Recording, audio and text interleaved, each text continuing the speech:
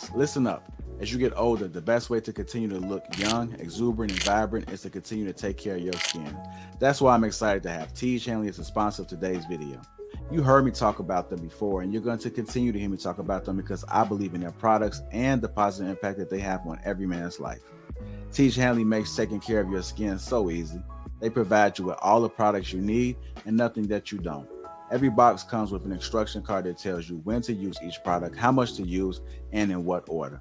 Lapeef family, I must admit, skincare wasn't always something I always focused on, but since I started using this system, I've seen improvements in the way my skin looks and feels. And you don't have to take my word for it. They have over 5,000 5-star reviews on their website from satisfied customers from around the world. I recommend you start with the level 1 system, which comes with all the basics: a daily face wash, an exfoliating scrub, an AM moisturizer, and a PM moisturizer. In addition to amazing skin, members of Teej Hanley get tons of benefits, including at least 20% off retail price, the ability to customize your box, pause or cancel at any time, and free US shipping. And because Teej Hanley is sponsoring today's video, they're offering my viewers a great deal. Just click that first link in the description and you'll get 30% off the first box plus the free gift. Seriously, that's an amazing deal. Even though it's too early, as I often say, it's never too late. Click that link and get started today. That's right, family. It's go time.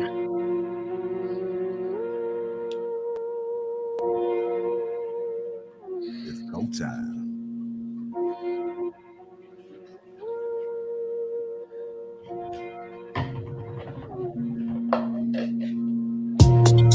What's going on, family? Welcome to King Talking to Lapeef Network. Let me go ahead and introduce the crew. We got Trigger Mike.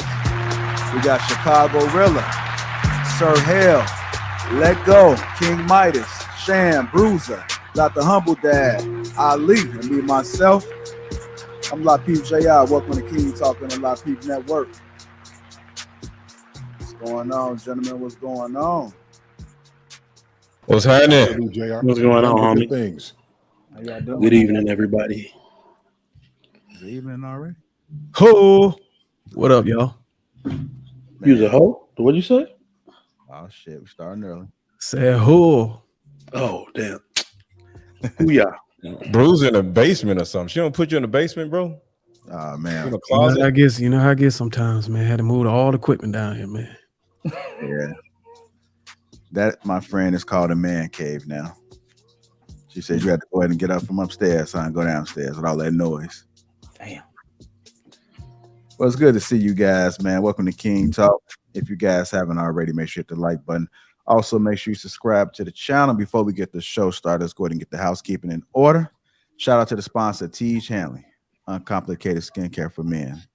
30% off along with a free gift. That link is in the description. So make sure you guys go ahead and click that link and feel the Teej. Feel the Teej.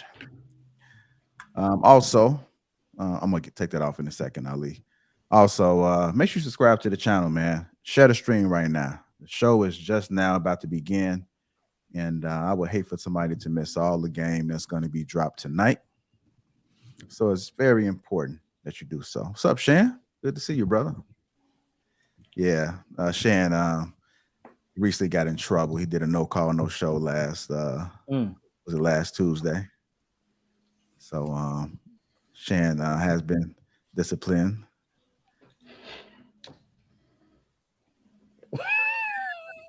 I'm going to leave it at that. I was trying to tell a joke, but it just wasn't going the right way. So go ahead and cancel that one. Void. Let's go ahead and get the show started, man. I see I'm not getting no laughs on the panel. I guess it's not hitting right, so it's cool. It's cool. Let Go been live all day. I don't know what that was about, sir. Can to explain? It's one of your little strategies or something, man. Yo, no, I was just working. I was just working out here with the ladies. Okay. So Lego been working all day, man. I don't know if you guys been. Ali, what was that? He messing with, Mr. Let Go be me and be joking. Look at Humble Dad instigating. Look at you. Yeah, Ali pulled up on me. Ali pulled up. Man, I started. Yeah. You saw me when I pulled up? Yeah, I seen you pull up. Oh, okay. Yeah, I appreciate you coming up there. Cool. Oh, pulled up. Okay. Like I thought you meant you was trying to come on a live with him, but he just was watching, but he didn't let you up. I was just watching a little bit. Oh no. I would have let him off if you want to. You just in the chat chilling. Well, Ali, you on your Android tonight? Man, y'all know I've been on. Listen, I'm gonna get the best camera ever. I'm gonna get y'all. I got you, Shan. Y'all, somebody else took a shot last time. That's okay though. I got you. I'm on my Android. I got Androids, bro. I got you. It's actually a good computer, but it's just the camera. I got y'all though. That's all right. Just wait. Is that a yes, Ali? He on his HP. Wait, there's more. His Dell Centurion 2300. Put a button there. Go ahead. Go ahead. Yeah, man, I got the worst camera. You know, Bruce ain't got that set up in the basement. Mama Dad's camera ain't the best either, though. Listen, it's one quality above yours, so you know what I'm saying. I just changed my lighting, man. I thought Trigger might have a better camera than me, but woo. In the same spot. Like you in an interrogation room, Bruce. That's all right. I'll be back. Don't it look like one of those rooms where he's on one of those reality shows or whatever, and he's about to tell somebody who he don't like? Yeah, you're right. It's either that or he in the sunken place. That's what it looked like to me. Mike, I hate that. Your turn. Go ahead, sir. You got what you got? Sink into JR. Yeah. You know, I hadn't talked to you in 2 weeks because I missed last week. You know, 2 weeks ago when you had told us about watching our language for YouTube, and I had told you what I misinterpreted. You were right. I was wrong. You was absolutely right about the policy. I didn't know. And now I learned more about it later on YouTube. So I see that they're trying to crack down on everybody cussing all together. Yeah. That's one. And you was going crazy, just so you know, on that. I know. I ain't even say nothing, but I was like, yo. And I'm like, damn. He was going crazy. I got something for you, man. So not only was I wrong, I was wrong and wrong. So my bad for that, JR. Oh no, ain't nothing to it, man. I mean, we all. He was like, no, I don't agree with that policy, and F this and F that and F this. I'm like, yo, bruh. Let me see who we got in the chat. If your channel didn't work all of a sudden, we would know why. Yeah. I see we got Rev Kevin Powell says, I walked away from a female terrorist after 23 years after I realized I had a life to fully live. We're going to get into that. We also had somebody said, damn, they said something, I don't see it no more. But anyhow, I mean, that's part of the meat of the conversation. The accountability partner is in there. Jordan Landry is in the house. Joe Lee, this is all Green Gang. Shout out to you guys. If you want to become a part of Green Gang, the link is pinned to the top of the chat. Just go ahead and click that. And come on, join. We would love to have you guys. See Kelly Convos, my lady. She's in the house. Appreciate you for the compliment as well. Even though she's right here. Let's go and get the show started. Hit the like button. Also, make sure you subscribe to the channel if you haven't again. Our first topic of the night is, do men love gold diggers? Do men love gold diggers? I got this video that I'm going to play because it had a different spin to it. She was referencing that men might actually like the gold digger. You guys like the gold diggers? Or was it considered a bad thing? Shane, you like the gold diggers? You said they got a purpose, as a reason. It's kind of there's a part of the ecosystem. That's what I look at it as. Okay, let me go ahead and play this clip then, because I see some of y'all look confused. Shane, like he already know what's up. I know you in them LA streets, man, so I know you know what it is, man. There's a whole bunch of money out there, but let me go ahead and play this clip. Men secretly love entitled gold diggers. Number one is return on investment. Now, whenever a man has invested time, money, and resources into a woman, he is more motivated to see a return on his investment. He's more likely to fight for the relationship because he doesn't want to see all of his resources go to waste. Whereas when he's invested very little into a woman, he finds it very easy to walk away because there's no costs incurred. Now, second reason is submission. Now, when a man is contributing to a woman's life, she can see the value he's adding to her, and therefore she's more likely to be submissive. Because men love feeling respected and having someone submit to them, he will attach to her a lot quicker and faster. Whereas when a woman is not entitled, she receives nothing from a man, and therefore he adds no value to her life. And because women are designed to be looked after, they slowly start to resent their partner, and this resentment shows up in disrespect. All right, do men love the gold diggers? Who was that? Hold on, the mic. Who's that? You Trigger? Trigger. Nah, I was just saying, bro was spitting bars again.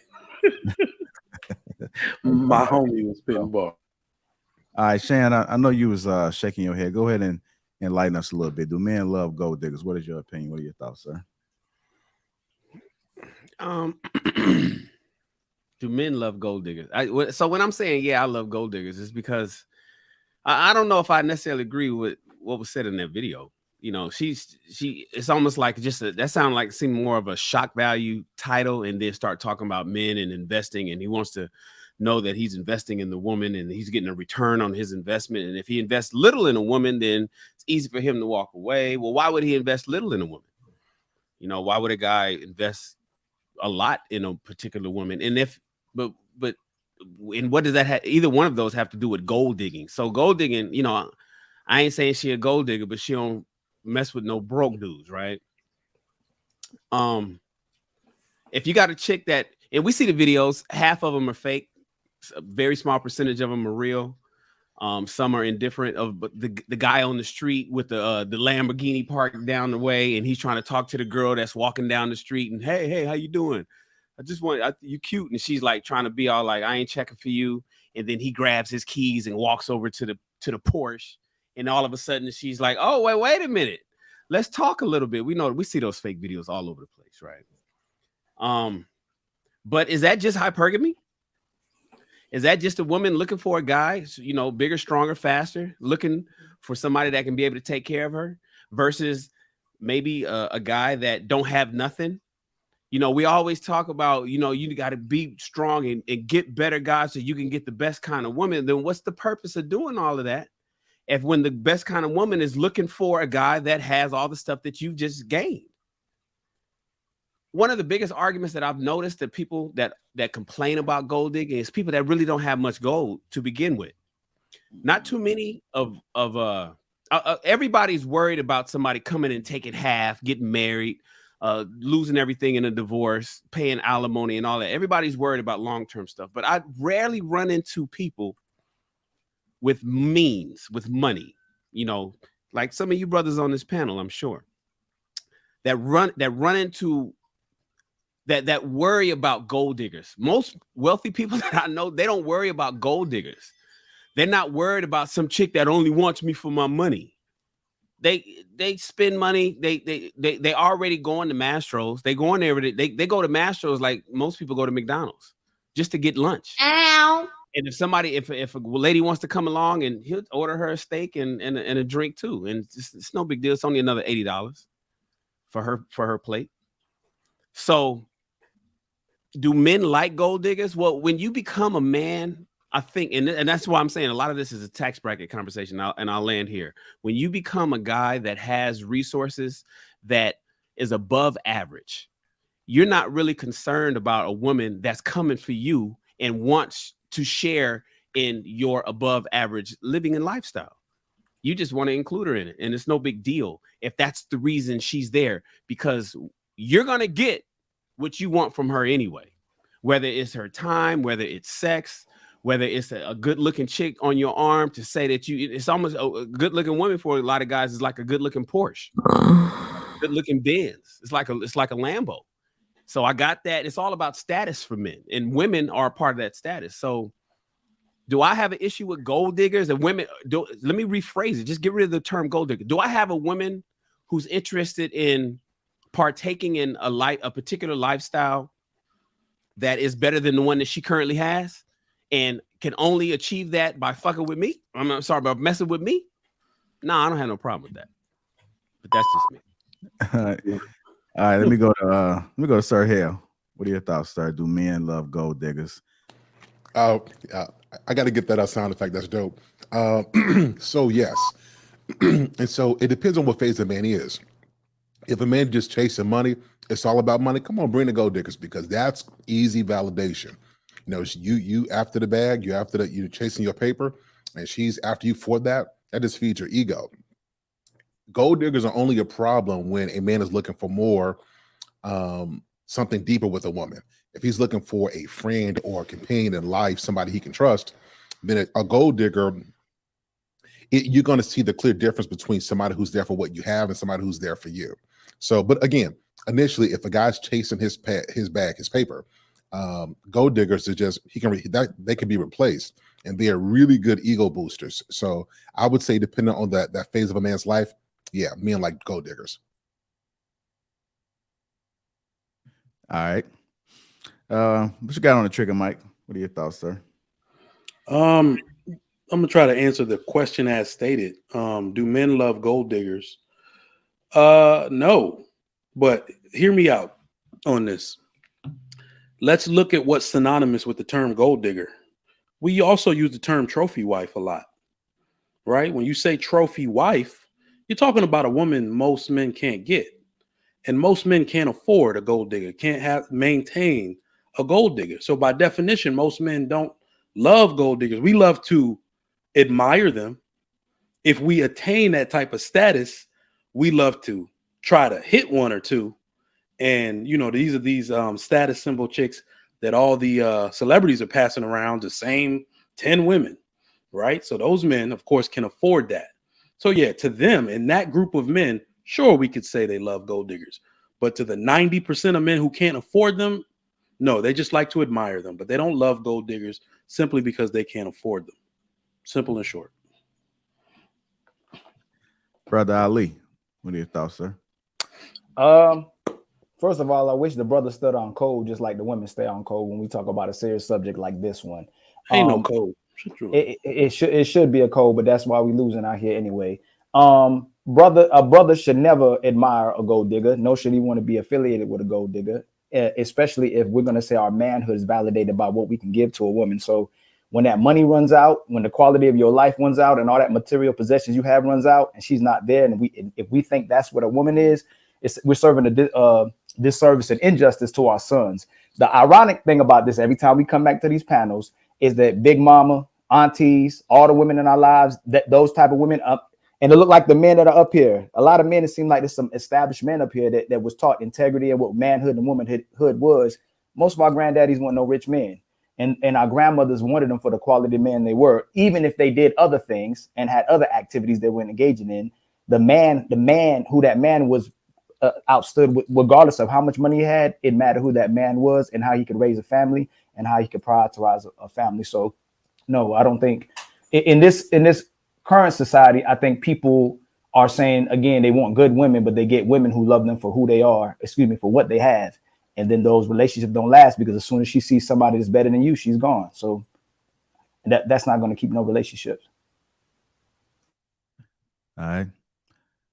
Dr. Humble Dad, what are your thoughts, sir? I think it's interesting that someone would say that a man will like or love a gold digger. I mean, the definition is a derogatory term, right? The terminology is a person who forms a relationship with another purely to attract money from them. And so you come to a point in saying, well, a person that as a man of means says, I want somebody that wants money from me, right? And as Ali was alluded to, why would you want that to be a part of your son's life? Why would you want that to be a part of your life as well? A woman that just wants you purely for what it is that she can get from you monetarily, right? So that means that, as Ali alluded to, if it's gone, then she's gone. And so why would you want to put yourself or connect yourself with a woman like that? And why would you want to teach somebody else, the men out there, that, hey, listen, if you get a lot of money, then okay, it's okay for you to have a woman that's a gold digger. Now, the song in which Kanye West and Jamie Foxx were speaking of, you listen to the lyrics, it was really saying that she's not a gold digger. She's just a hypergamous type of woman. She's not finna mess with no dude that ain't about something, right? That's really what the point of the message was, right? Which makes sense, right? Because women want to be secure, right? It's financially secure, emotionally secure, and X, Y, and Z, right? But do men love gold diggers? I would say men don't, but boys do, right? So are those that are immature, they love the gold digger because of the flamboyancy of things. The men out there that are talking about marriage and relationships or longevity, they don't like gold diggers because they don't want anything other than materialistic things. That's my take. All right. Midas, what are your thoughts, sir? Do men love gold diggers? Mic check. Coming in kind of tough. King Midas, can you hear me? Mic check, mic check. He's frozen. In time. All right, Mr. Lego, go ahead, sir. Yes, we love gold diggers because what's synonymous with gold diggers is hoes, and we love us some hoes. All right, so when you look at hoes, you can get a hoe without having to pay any money or whatever, but the cousin to hoes is gold diggers, and they're kind of like just like hoes. Like I said earlier, it's an ecosystem, and everybody is there for a reason. So just like Humble Dad said, when a man is looking for a wife and all the other stuff, yeah, I get it. But in the meantime, we out here with these hoes. All right. So that's what they're here for. They're something to do until we find the woman we want to settle down with. And it makes life beautiful, like absolutely beautiful. And just like what Shan said, and I'm not thinking about spending no money on no damn woman. Like, what's wrong with that? You know how much dumb shit we spend on other stuff? You don't think we're going to spend it for some ass? Like, it's the same thing. We all have a budget for fun and a budget for other stuff, right? And the part of the budget for fun includes women, unless you are already married. So it's kind of like it makes no sense to actually have a budget for fun, but there's no inclusion for hoes or gold diggers. So at the end of the day, it's not necessarily about getting with a woman that's using you for your money. Plies said something, y'all know who the Greek philosopher Plies is, right? Plies one time, I forgot how he said it, so I'm just going to say it without the rhyme to it. But one time he was in a club and he had to make a decision on whether if he wanted to, smash this chick off of his name because she was a fan of his, or just go and get her some money so he can get the hell up out of here. Now, if he would have just went off the name, oh my God, I can't believe. Well, let me buy you a drink. Oh, well, what's the next song you're gonna figure out? Here's some money. Let's go. Right. So when it comes to gold diggers and hoes, there's a side of convenience for it. Now are hoes or gold diggers lower rated than a typical woman? Yeah, it's like going to a convenience store and just buying something, in a gas station or whatever. It's convenient. Yeah. So that's all that really is. So yes, we love hoes and their distant cousins, gold diggers. Oh. King Midas, you there? Mic check. Midas. He on Hello? He on the flip phone tonight. Yeah, can you hear me? Midas done fell asleep. He on that Panasonic. A whole Black He got a Windows phone. Hey, go ahead, Rilla. Do men love gold diggers? No.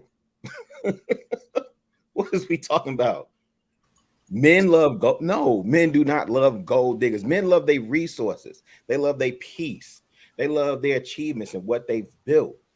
It's like Humble Dad was saying, and great minds think alike, because I went to look it up too. The only thing you said is attract. It actually says extract. So again, proving your point even more, the purpose of a gold digger is to extract resources. Men think transaction. So even if it was a fair exchange, get it. Do they love that? No. They may love the convenience. You're right. Let go. I was going to say that too. They may love the convenience. They may love the ease of the transaction. They don't love the gold digger. They love what they can get a return on. Well, period. Whether you blue collar working class, whether you upper echelon or whatever, fam. You want a return on your, even if you got a trophy, you need that trophy wife to remain a trophy wife, right? But the woman that comes in, and we know specifically, she's out for this. Now, I don't run in those circles with men of means. I still consider myself blue collar, and that's what I associate with. I don't know no blue collar man. We love them hoes. Come and take all my money. Cause Friday is payday, baby. Come get all this him. Nah, man. To answer the question flat out, no. You know what I'm saying? Like, I get it. Men and means move a different way. Cool. I don't even think they love the gold diggers. You know what I'm saying? I don't think they love them. They may appreciate the convenience of it, but nah, men don't love no damn gold diggers, man. Let me tell y'all something. I went to the gas station and got some chips, a water, and 2 Hershey's, whatever, right? I went up to the thing and it was like $17. I just paid it and kept going. Why? Because why am I going to go back and forth with the gas station person? I would rather pay $17 for these small items versus go to a Target or something and pay less money and go down all these different aisles looking for all the little things. That's what convenience is about. So hoes and gold diggers are the chick you just like, she looking at you and you looking at her and you're like, come on. And then it's like, boom. You know what I'm saying? There's no dates. It's not going out. It's not doing none of this other stuff. You can meet her in a mall, take her home. So it's a convenience. So with anything that's convenient, it's going to cost more money because you're saving time instead of, like, sometimes we exchange time and resources. I would pay more money in order to skip a line, in order to skip steps, in order to not have to go through something at any point. So when you look at resources, well, the number one thing that we men pride ourselves on holding on to the best we could is time and managing our time, not resources. It's 2023. Do you have to pay for any of that today? No, but I'm just saying in the context of what we're saying, you know what I mean? It's a you know, nobody's really when you saying convenience, that means easy access, right? That's what you mean. Yeah. What other kind of convenience we talking about? So there's literally women, so many women, you don't have to pay not $1 to for that convenience. So back then, so a gold digger used to make you prioritize paying for it and at least spend some type of money on her. Where you living in a time where you ain't got to spend no money on anybody. You ain't even got to worry about no gold diggers if you're looking for convenience. Well, I don't want this to sound crazy, but I spend money on dudes. Like if me and my friends go out or whatever, one of us going to get the bill. What? And the bill $400 to $500. On my homeboys or whatever, I'll do it on some chicks or whatever. You know what I'm saying? So that's all I'm saying. But also, Ali, you got to talk about the kind and caliber. Ali, I see what you're saying. Like women are easier today. You can, if you don't even have to take you don't have to take a woman out on a date. Sorry about that, Jared. You don't have to take people out on a date. I mean, it's a microwave. The dating game is a microwave system now. It's not slow cooking. You know, we swiping left. We got apps that just be like, man, I ain't got to go out and put in no effort. I don't have to go to the mall and I don't got to get numbers, all the stuff that I had to do back as a kid. Now you just swipe left. You got Instagram, you got Tinder, and you got Hinge. It's easy, right? But also you have to take into consideration the kind and caliber of women. The kind and caliber. And so typically when we speak of gold digger, we're talking about women who are extremely beautiful, not the average. We're not talking about, you know, regular chicks. That lives down the block. That's in your apartment building. And so if we understand the nature of Kanye West's song, like my man Humble Dad says, you know, we understand the nature of Kanye West's song. He's speaking to hypergamy. He's speaking to where women are interested in provision and protection. And that's what all women want, that, ladies and gentlemen. All women, all of them want provision and protection. All of them. Resources is what women, and that's the thing about it. See, the guys that probably understand and ain't tripping on gold diggers understand the nature of women. And once you understand the nature of women, dating and mating and marriage and all that stuff becomes extremely easy because you start to realize, oh, the things that piss men off is because they don't understand how women are. They don't really understand what this whole, I want her to love me for me. And to be in the trenches with me. And if I lose it all, she's going to still be there. And I lost my job and we lost the house and I start drinking a little bit, but she's stuck by my side. And that's what men want. I get it. That sounds noble. I know everybody wants their girl to stick by them when they get dang near homeless. That ain't gonna happen for most average women. Ain't gonna stick by your side, bro. But women want provision and protection, and once you are not able to do that, as noble as it sounds, you could call it gold digging, or you could just call it, man, I'm not happy. I can't. We don't. You know, we can't pay the electric bills. Got a pink slip on that. They repoed the car. It's tough. I ain't sticking by him when I know that I can go out here and get me somebody better. Well, is she a gold digger? That's what most women will do. Shannon, would you prefer a loyal woman versus one that will leave you if you lose something? Listen, loyalty is preferable across the board. Of course, I want a loyal woman, but at the same time, like somebody said, when the money runs out, when quality of life runs out, well, my goal is to make sure my money don't run out. All facts. I don't have an intention on my money to run out. Facts. Do you prefer a loyal woman? Who the hell money running out? Hell no. A woman that will leave you if you lose everything. Which one do you prefer? I would prefer. I would prefer a loyal woman over one that will leave me. However, I understand women leave when money runs out. So since I understand the nature of women, I'm playing the game. Women leave when the money gets better. What are you talking about? They take half of your stuff. Yeah. Wait, are we aligned? What you just do? Hold on, man. Are we aligned on what a gold digger is first and foremost? Because I'm hearing like I don't think they understand what gold digger is. I don't either. I don't know. Right. She's here for the money and the money only. Y'all, one at a time. She is here for the resources and the lifestyle and the money, and that is why she's here. She really don't care much about you. She ain't really tripping on you. And all I know what it means. And what I'm saying is, you got some women who will say that with their whole chest, and you got other women who will mask that as a good woman, and I stuck by your side, but you just got broke and you still trying to be a rapper, and I'm out of here. But I was cool when you had that job. But now that you lost your job and you won't get up off that sofa, I'm out of here. Well, wait a minute. Where's your loyalty? If y'all are looking for loyalty in that sense and removing hypergamy from women, you guys are gonna be hurt. That's all I'm saying, Shane. Like, y'all tripping, bro. No, I think the thing about it is, we're not selling down with gold diggers, right? No, I think that in mind. You're just speaking reality. The ecosystem. The sad reality is most women got gold digger in them. We just don't want to admit it. Most women got gold digger in them. And fellas, like, here's my thing about this. Of course, we say we don't love gold diggers, but let's be honest for a second. When most of us got that new car that we really wanted, what's the first thing we said? Watch the women. Watch the hoes.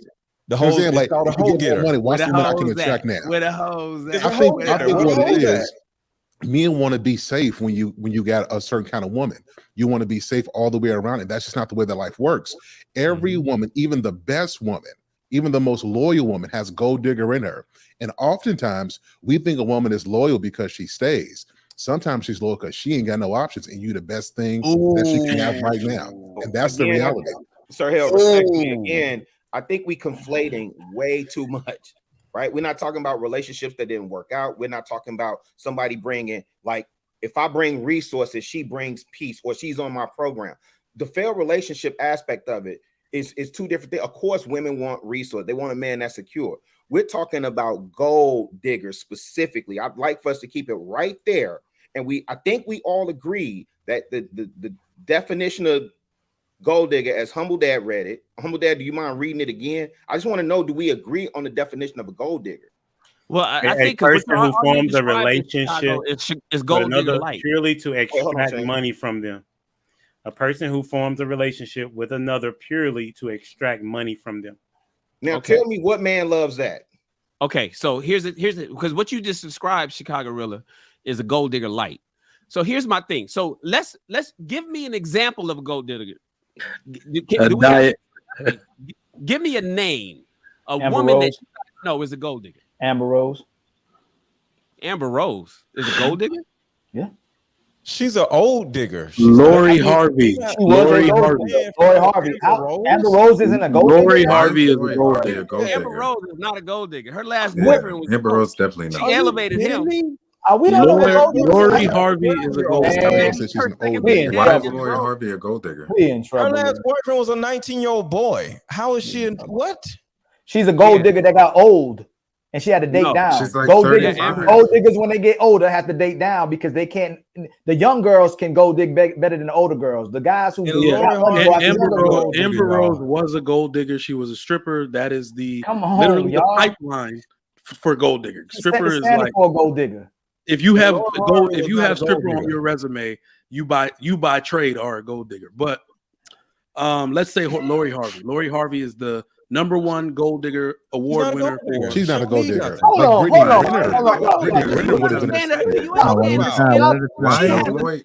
brand. Y'all, this is where the ego. This is where the ego. Has a skincare brand that did $2 million the first weekend. It's called Skin. SK. Come on now. Listen, I know that you listen. Lori Harvey is not gold digging. She's Amber not Rose is not at gold all. digging. Thank you. I know what we hear in the headlines. I know what we see when we look at these women. Oh, she dated Diddy and she also dated Justin and then she moved on to Future. I know the stories intimately. Trust me. Neither one of those women are gold. When we're talking about I'm dating you strictly for resource. That's what the definition of Humble Dad said. I want you for your money because essentially I don't have it. What about Brittany Renner? Neither one of those women are a great example. Dodging Brittany Renner. Brittany Renner had a baby by a rookie that didn't have no damn money. He was a rookie in the NBA, and he. Brittany Renner is a gold digger. DJ had bread. She's a gold digger. Y'all just all say that all women have. You know what? Here's a better question. Here's a better question because we're gonna get shot down all night. Please explain to me good, Ali. That's good, right? They all said. Hold on, y'all. All women. Hold on, y'all. That's the answer. All women. Hold on, because we got to get the Bruiser. I don't think Bruiser spoke on this. Nah, I ain't say nothing. I knew they just tore it apart. Tell them, Bruiser. I mean, I would say to answer the question, I would say we don't love the gold diggers. I think it need to be more context. I think we love what they're willing. I think we love what they're willing to do because they're less prideful. It comes with less stress, and they precise on why they're there. And we don't have to do anything else. We don't have to learn love languages. We don't have to do all these other things, give them therapy or any other things. They're there for one thing and they get some money. And it makes the task simpler for a man. So I wouldn't say he loved that. But that's why we love them though. I wouldn't say he loved her. I think he loved what she's willing to do.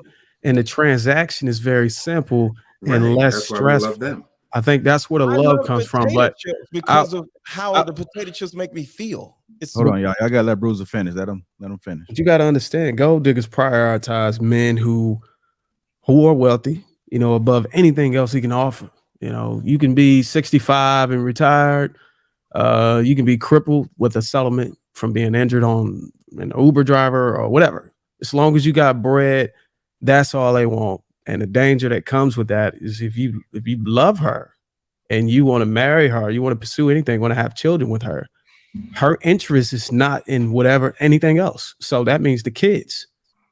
So when you fix your mouth to say you love her, I think it takes a little bit more context. Say you love somebody, that's your decision, and you gotta figure out what it is about this woman that you actually love. And to your point you made earlier, Shannon, about the dude with the Lambo, I saw that. I saw a whole bunch of those, and I think in that scenario, the guy just lacked handsome privilege. That's what it is. Because I seen situations like that. If you a good looking dude, them girls will holler at you. That's my 2 cents. Yeah. Let's give everybody on the panel a Ferrari. Everybody on the panel a Ferrari. The women that you date will change. It is what it is. And whether they're changing for the Ferrari or not, it don't matter to you. Mine's gonna say the same because the way I look. You know what? I don't know if she likes me. But here's the thing. Let me speak to something that Bruiser just said. Bruiser just said, gold diggers typically, and when we use the term, those women are going for men that's wealthy, right? Top $450,000 a year or more, right? But it's all relative, gentlemen. It's relative.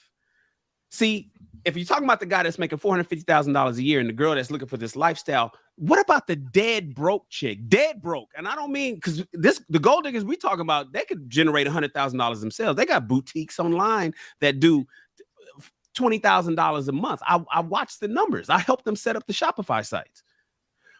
But take it down to the chick that's dead broke. She's a security guard at Target. She is literally a barista at Starbucks, and she makes nothing. And then she meets a UPS driver that's doing $65,000 a year. I was in the military. What about all them chicks that came around my base looking for soldiers who had benefits, steady check, in shape? Now, they not looking. We didn't make $500,000 a year in the military. Most military bases don't make that much. Most areas in your area, most men don't make $500,000 a year. But the dead broke chick dating the guy that has a brand new Charger or a BMW 428i. You know, he has a Tesla, a 10-year-old Tesla. She's not considered a gold digger by you guys' standards because she's not looking for the rich dude. But the intentions are the same. This is where Sir Hale says all women have a little gold digging in them. The answer my question was, who can you guys identify as a gold digger? The answer is all women. All of them. Y'all just said they weren't. No, don't hold on. And Sir Hale, all of them. Sir Hale, you usually hold on, y'all. Are we doing this on this panel tonight? Everybody's podcast is addressing the reason why we don't want those type of women. Now we're coming to today's panel and saying first y'all said all women were, then y'all said all women weren't, and say name the women. Then when we started naming women, y'all said nope, she's not one. Then y'all came back on code and say all women are gold diggers. Hoes are like no, he's saying they have it in them. No, brother, no, brother. We're gonna be straight. We're not doing all of them have it. Not only that, they have it in them. We are conflating, because if men love gold diggers, we'd all be married. A whole bunch of brothers would be married. They don't love gold diggers. Why are we doing this today? Like we standing on code. But no, we didn't say that we love gold diggers to settle down with for the rest of our lives. No, brother, King Midas. We just said we love gold diggers, brother. Hold on, brother. Ali. I didn't say that. We can't add context. Hold on, Ali. Those are some of us. Hold on, Mr. Lego, you ain't doing that today. Hold on. Go ahead, man. Go ahead. Hold on. Because what's happening right now is that the women been right then. We love gold diggers, and the problem why we fell in is that we not getting women who love us for the quality of man we are. And all that I've seen mostly from the brothers is promoting gold diggers. And then saying we love them, but then we're not getting married to women. And then other brothers are adding context to stuff no brother said. But brothers switched up their answers about 3 or 4 times today. So then it lets me know that women take advantage of this. And this is why women can manipulate so good, because brothers can't keep their story straight. What do we like? So I want to address this. So we love gold diggers for specific. I got to address this because Ali said. Hold on. Ali, I want you to get Hold on, let go. They're not getting that, Midas. It's only Ali. No. So Ali, so listen, I said all women have it in them. If there's a reason why the divorce rate is what it is. There's a reason why we have these discussions about women taking half of me and stuff. A lot of men bestow the virtues, these idealistic virtues, on women that they don't have a track record for having. Most women, if they have beauty and access, will cater to that dark side of themselves, which is why we have to train women early on to not be that. But make no mistake, I'm a married man of 16, going on, I think I'm 16 years now. Yeah, 15 years.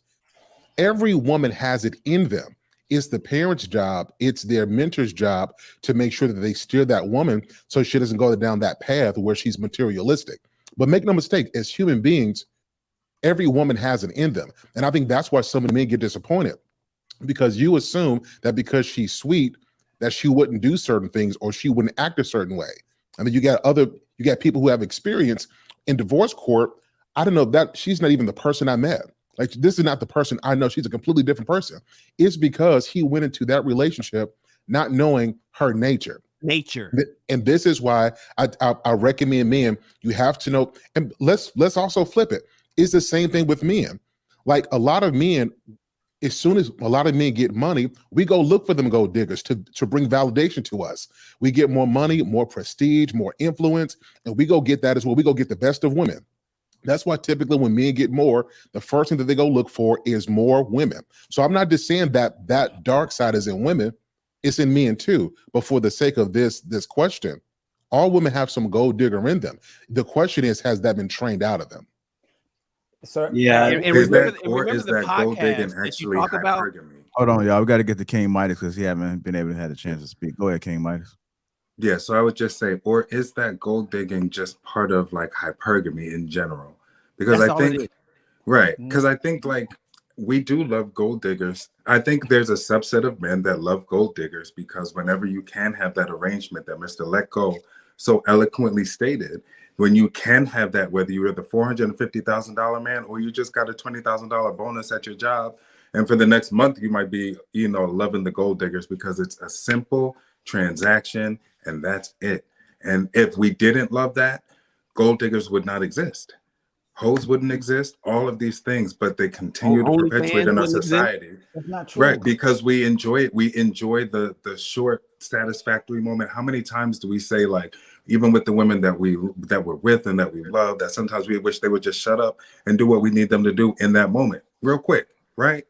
We love the transactional aspect of the hoes, and I think of the hoes and of the gold diggers, because again, we know exactly what this is going to cost me. It's going to cost me this excursion, this dinner, this bracelet, this whatever it is in this moment, and then I can move on with the rest of my day or whatever is on my agenda. You know what I mean? So I think it's being a little disingenuous in that respect. No, I think what's going on is that y'all having a hard time with definitions. Yeah. Right. And you're not staying with the definition of things, and you're going on what it is that you want to say, as opposed to addressing the definition. You're saying that you love being with a woman who sets out her agenda to extract money from you. That's what you're saying. Yes. You love that a woman wants to be with you only for your money. I'm not asking you, Mr. I love to be with a woman that's expecting me to provide. Yes. No, y'all are conflating. Y'all are really conflating this. Y'all, this is dangerous what we're doing. So then how are they able to persist? No, I'm asking in King society? Midas though. I'm asking King Midas. I said yes. Okay. Absolutely. So you're saying to me that you would teach your son to love when you get your money.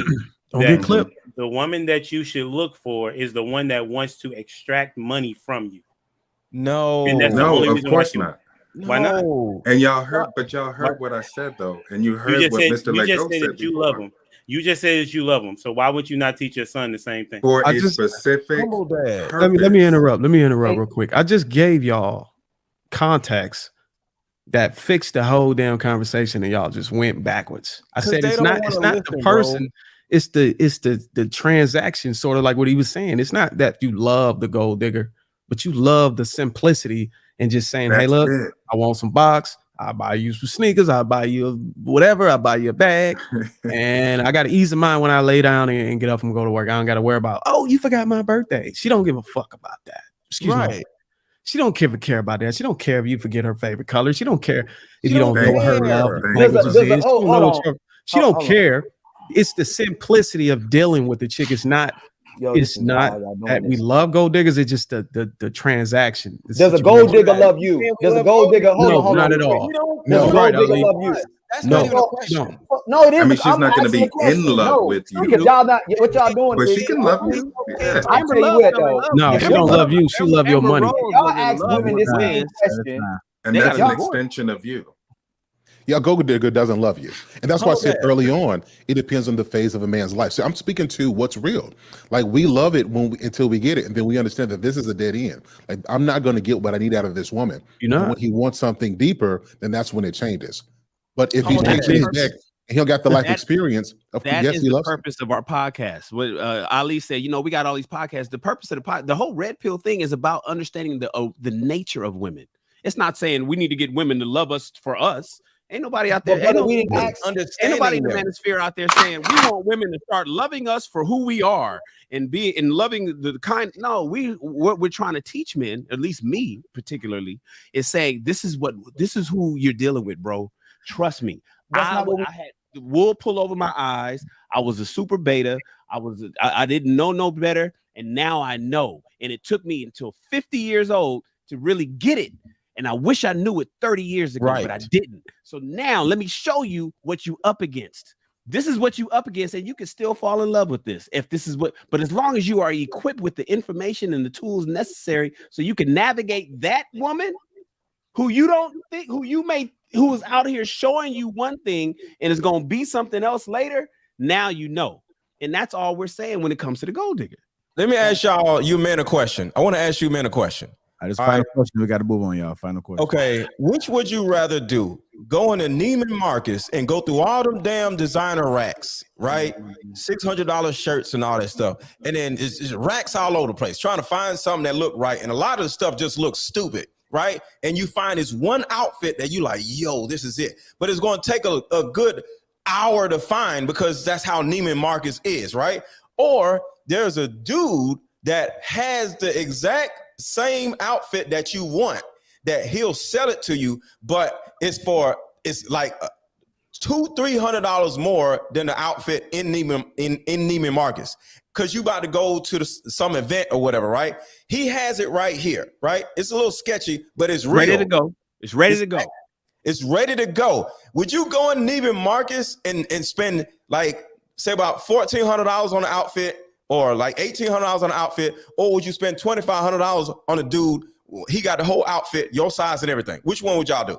That's I ain't trusting the dude. That's a knockoff. a horrible analogy. That's horrible analogy. Y'all, Mr. Let go of these analogies, bro. I was like, where he going? It's convenience, about, guys. okay, since y'all don't want to answer the question, check the tag on that. Time. You don't want to go through all of that mess, because here's the thing: you may not even find the damn outfit that you're looking for.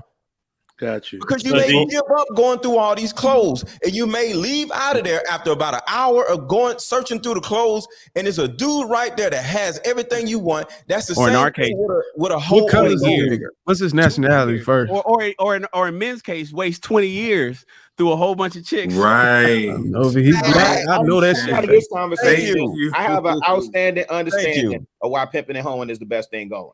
I Yeah. now understand. Yeah. All right, we That's got what to it move on. is. Yes, Yeah, we got to move because the on. pimp is the middleman. Hey, I got you over here. Oh, okay, great. You got it. Hey, Mike, you want to get a super chat? Absolutely. I'm gonna get And I'll I'll just leave say, one of these super gold Throw digger. the whole generation away at this point. Throw the whole in the trash and all, man. All right, Kelly Convos. Oh, who is that? All right, $10. Appreciate that. Shout out to the Kings. Great conversation. To my number one, Lapeef Jr. The greatest show on earth, greatest network on the planet. Support, hit the like button and subscribe to the channel. Appreciate that, Kelly. Oh, wait. She got another one. Kelly Convos, $5. Men love gold diggers. Most men can't afford them. That's what I said. Right. If- Kelly If understands. everyone on the panel was a billionaire, he would Exactly. expect me Y'all- surrounded understands by the beautiful It's a assignment. fact. Thank you, Kelly. Dub Will, $5. What's going on? Bruh. man? I want to give her a super chat back for that. That was beautiful. How about you rewind the stream back and let me read the damn super chat? How about that, my man? You know what? Read it since you just interrupted me. All right, bet. We moving on. MB, $5. Paying for booty is like paying for corn. Who says corn? Who pays for corn these days? Exactly. Billions of people. What? Everybody That was pays for terrible. MB, do better. Man. You look at the numbers. Kelly Convos, $2. Lori Harvey's net worth is 43 million. Thank you. Is her Talking about net she's worth a really gold 43 digger. million? She ain't got money like that. Somebody lying. Yes, she do. I will eat my words right now. This lady worth $43 million. Oh, they said she make No, remember net worth. No, we talking net worth, not Oh, necessarily okay. she can write a check, but her skincare line is popping. $500,000 a month. 500,000. She's still a I- gold I- digger, man. Y'all are hilarious. I think there's scales. Nah, we Y'all, billionaire. y'all want her to be a To a gold digger billionaire, so she a gold bad. digger. If she wasn't a gold digger, she'd be wiped up. y'all destroyed Red Pill today. She's 25. I don't care nothing about no I red don't- pill. When do I she know. get wiped up at 30, 40? A lot of people push Red Pill. 26? My 27? man AP, the accountability 25 partner, right now. $5. 12 months later. Y'all are talking about loving escorts. Come on, Kings. This is a poisonous Prostitutes? No. message. Ain't nobody talking about prostitutes. We ain't talking about no price. So we just talk about a girl that we like, and we like come here, and we kind of like want to skip a couple steps. Not Oh, some got you. prostitute on the Not side so road. much pros, just like high level escorts. Got you. Joy Harper, $5. That Porsche is a gold digger. Getting you for $2,000 every month. Laugh out loud. It won't cook you one meal. That's for them. It is crazy. It will cook you one meal. See, that's the. Anyways, go ahead. Having it would get you a whole bunch of cookers of meals, and that is Mr. the J. point. Duke, $42. Right. That was dangerous trash. All right, last one. Double wheel $5. So you ninjas just gonna jump past my super chat? Damn. Hey, it's All right here. It's right here. It's right here. The one he says $4.99. Salute to the chat. That's one. No, I read that. I read that. Salute, brother. I think we saw it, but I don't know if you read it. Nah, you didn't really Damn, get it. my bad. Hey, I'm gonna go ahead and take care of Trigger Mike. The AP Accountability Partner $5 also member says, y'all talking about loving escorts. Come on, Kings. This is a poisonous message. Anybody talking about loving escorts? And gold Nobody diggers ain't said that. prostitutes. That's Hey, crazy. Shannon, was Anna Nicole Smith a gold digger? Yes, and proud of it. But she was worth a lot of money too, wasn't she? Wasn't she white? After a while, yeah. Victor Freeze. What that got Talking to do about with white it? people now. Okay, Hold on, y'all. Only white women are gold diggers. Hold Okay. on, y'all. All Hold of on. them are gold diggers. Victor Freeze. The next door neighbor is a gold digger. 304 and clout chasers are their own category. Hold on, wait. Is this Thursday? Women hey, wait. who want provision from men are gold diggers. Okay, Now, That's the not level a- of gold that is digger, not a- see, that is- you guys are saying gold digger only starts at 100,000 and more. No, that's No. not how it works. That is not a gold digger, brother. With all due respect to you, brother Shan, that is not a gold digger. A woman who wants provisions it's normal for a woman to want a man to be able to take care of his household. That's it. And the moment That's you not a stop, gold digger. And what The mo- happens? A lot of good women, like I seen in my life, will stand by their man if they lose their job and build them right back up and motivate them to get that job right back. They don't leave their man right away. They marry a loyal woman. Come on, I'm a But- we're gonna book a session. I'm gonna feed you. But a we few red conflate. pills. We just I'm conflate. gonna that. feed you a few It's red gold pills and diggers. teach It's you some stuff. I gold mean- diggers only there for money. JR, how can we move on, my brother? How can we move on when the brothers don't even know what hoes is no more, what a gold digger is anymore? This one girl tried to be with me just for food. Y'all said a prostitute isn't a gold digger, but a gold digger literally has sex with a man for money. Oh, y'all said a prostitute was not a gold It's digger. levels of gold levels to this. diggerness. She's still a prostitute. We just talking about a random chick. That was just like, yo, In that case, then let me buy you everybody. some shoes real quick. No, Just but- some little dumb But shit. Like, I Stan, don't but one know. last thing, JR. One last thing, brother. A lot of these brothers' talking points is to throw women who prioritize your money and prioritize all these materialistic qualities of a person and throw them away and get you a good woman. Now we're telling brothers that they love gold diggers and you're going to be dealing with women like this, and all women are gold diggers. Now, it's one thing if you're trying to teach the They brothers in the have community gold digger in them. it's one thing, but that's not what we were talking about. Ali, Sahel. let me ask you this, Ali. Is a gold digger more submissive than a regular woman? Is gold digger more submissive than a regular woman? No. No. Yes, A gold she digger is. is more submissive than a regular woman. Yes, she is. The typical black woman. Yes, Yo, she this is. is wild. This is wild. Yo, if You someone are comes, typical. if you're walking with a gold digger and something bigger and better comes in front of you, she's done with you. What do you mean she's most submissive? Well, we She don't goes, have you her don't think already. that's We most don't care. women? We trying to she's get not rid of her. submitting. She's using you. She's You not don't submitting. think that's most women? She's gonna You don't finish think- the You don't transaction, think most though. women will, if cares? something bigger and better comes along and wants her, Right. really wants her, she ain't going. What do y'all mean by most gold diggers ain't doing nothing but spending your money? They can't cook, clean, do anything but have sex with you. Why What are can't y'all the brothers why? talking about? Wait, But that's a gold why digger we're can't engaging cook right food. now.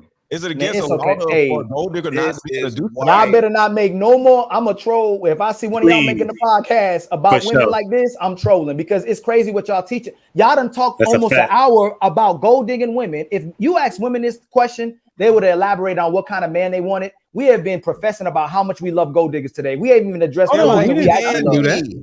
Wait. Can The question he- was, Bruiser, you know I ain't do talking. men Bruiser, love gold diggers? you gonna do it like a Bruiser? Really? I'm Ali. messing with you, bro. But I just Ali. asked you a simple question, bro. Nah, Ali. y'all done made y'all let Ali. women know women are winning. This is No, why women Bruce's are winning. question was a mic Ali, drop. we're gonna move on, but Hoes remember is I winning, said Ali. I use the Hoes is words. Because we love hoes. Gas station. I'm loving and I hoes use today. We love hoes. convenient- It don't make Hoes. no Hey, sense, bro. Hey, I'm on code with Ali. y'all. We love hoes. No. We love hoes. Let's move on. We I love love I'm hoes. with- Here we Hey, go. Ali, I'm For with you, their bro. specific These dudes on the stage, purpose. they We love straight love up. hoes. gas station. I Whether am you paying converted. your wife, I'm whether you selling paying my your soul wife's today. car note, It's Ali, too you much rather have a pressure. lot of women or a gold digger? T-Mobile phone Bro, bill, they're or like whether you candy, paying bro. the You don't mortgage, like so or whether Ali, you you don't like giving her candy? cash, Yo, so she can pay. y'all have coaching sessions on women that are compromised You for don't these like same chocolate? reasons. No, what do y'all? I don't know what You y'all don't like doing right chocolate? now. You don't like chocolate. Say, I don't love hoes. Go I don't there. spend money on no that's a hoe. fact. I don't spend no money on no At a woman gas just station for when you're sex. I hungry. tell y'all that. You don't like well, Waffle we House? know who does. But it though, is, Ali. but it is shedding light on the No, fact that Ali, there Ali, are Ali. brothers who Wait, are wait, using Ali, their that's finances to tricky. get Ali. women. Ali, You talking? do you like You Waffle talking House? about conflation? We talking about tricking. You got to trick with the gold That's digger. what that is. That is That's tricking. tricking. You, Ali, do you like Waffle House? Yes or no? man, 3 o'clock in the morning, pull up Hey, at Waffle House. Give hold on, y'all. They all trying to move on. Mr. Lego. That's I love what we hoes. are. Tell Hoes everybody I like love Waffle hoes. House. I'm gonna clip that, Ali. Hoes are like Waffle House. Yeah, I'm disappointed in y'all brothers today. No, Some of hey, y'all brothers. Ali, you got to stop Hey, doing Ali, I that, got a bro. question You're gonna have for to you. call these people out by name because I don't Hey. want to be grouped in with these. y'all. Humble Dad, you and Bruiser got to stop. Y'all know I ain't talking about y'all. If Okay, it don't man. apply, let it fly, I brother. love hoes Listen, today I'm too. just And saying. Rilla know I ain't talking about Rilla. And Trigger know but I I ain't love talking about hoes. Trigger. No, Hoes are like I love Waffle hoes. House, y'all. Yeah, 3 yeah, o'clock in the yeah. morning. Ali, I got a question for you. Yes, sir, my brother. If you got a wife at Mhm. home and you pay all the bills, Mhm. is she considered a gold digger? No. If I have, when a woman is doing what I'm asking of her, and if she sacrificed not having a career, if she doesn't want, she can have a career, she's doing what I asked her to do. She's being loyal to what I asked her to do. But she can always go back. She knows not. She can always go back to work if she wanted to.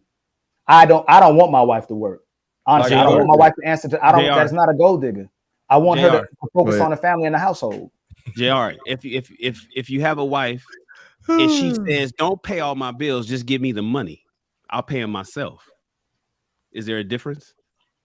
Nope. Y'all changing the definition, bro. Like, She wants the cash, JR. We're just expanding the conversation. JR. That's no, all. you're not. bills. You're You literally don't want acting the like an bills, JR. illiterate person. Like you're not. Look, I call staying with the my definition. bills is crazy every month. She don't want the bills. She wants you to just cut her a check. Just give her the cash. She'll pay It's her the own same bills. thing, Ali. No, it's not the same. If I'm going through hard times and I tell my lady, hey, we going through hard times. Can you go back to work? You're not She in go a back. She go to relationship work. with a gold No, y'all are talking about loving gold diggers, and gold let me ask you diggers a question. don't love you, but we Let say me we ask you a love question, gold Ali. diggers. We don't Let me ask you a want them to question. love us. Gas Ali, stations don't love us. We Ali, love let me gas ask you a question. stations. Ali, let me ask you a Did he question. say that he would ask Have her you to ever go been with a back to gold digger? work? No, You never been with one. no. Yeah, he said he's gonna go back. She's gonna go back to work. I don't If he- spend. Right. I don't. Oh, Sir he Hell, never been with one. That's Hold why. on, hold on. The reason I Let me asked hold this. on, Sir Hell. Let me correct myself because I'm not going to use ego that I didn't know of. So let me explain it. So that's why I said until a man gets to a certain phase and he knows what he's looking for, you don't know you shouldn't love this until you do it. And that's the point that I'm saying. Like a lot of guys, we start off in life thinking we want a certain thing because we want that validation. And then as we get older, we learn and we do better from that. What we're speaking to is the fact that this is what men do. No one said we should love gold diggers. No one said we should go after them. We're speaking to what men actually do. And for me, I've been with people before who just want you for what you have, which is why I value my wife now, who appreciates me. But don't get it wrong, she's still a woman. There's needs that she still has as well. That doesn't make, but Sir Hill, that makes her a woman. That doesn't make her a gold digger. Ali, she don't love you just for your money. Ali, listen, that's why I called her a woman, because I'm aware of that, right? I'm showing you the difference between you deal with something and now you know this ain't what I need. Think about, so you guys know biblical references. There's a reason why Samson went with Delilah. You know, we can call her a gold digger. All she wanted him for what she had. That experience taught him that you get what you pay for. When he needed a friend, he got escort services. That's how men learn. We make mistakes, we get it wrong, and we learn from that. His penalty was he lost his sight and a whole lot of other stuff. For men as well, we learned that lesson, and then we do better later on. But most men, the reason we know who not to love is because we tried to love them and found out that that's a dead end. Oh, I thought they cut off Samson's hair and he lost his strength. Hold on, Bruiser.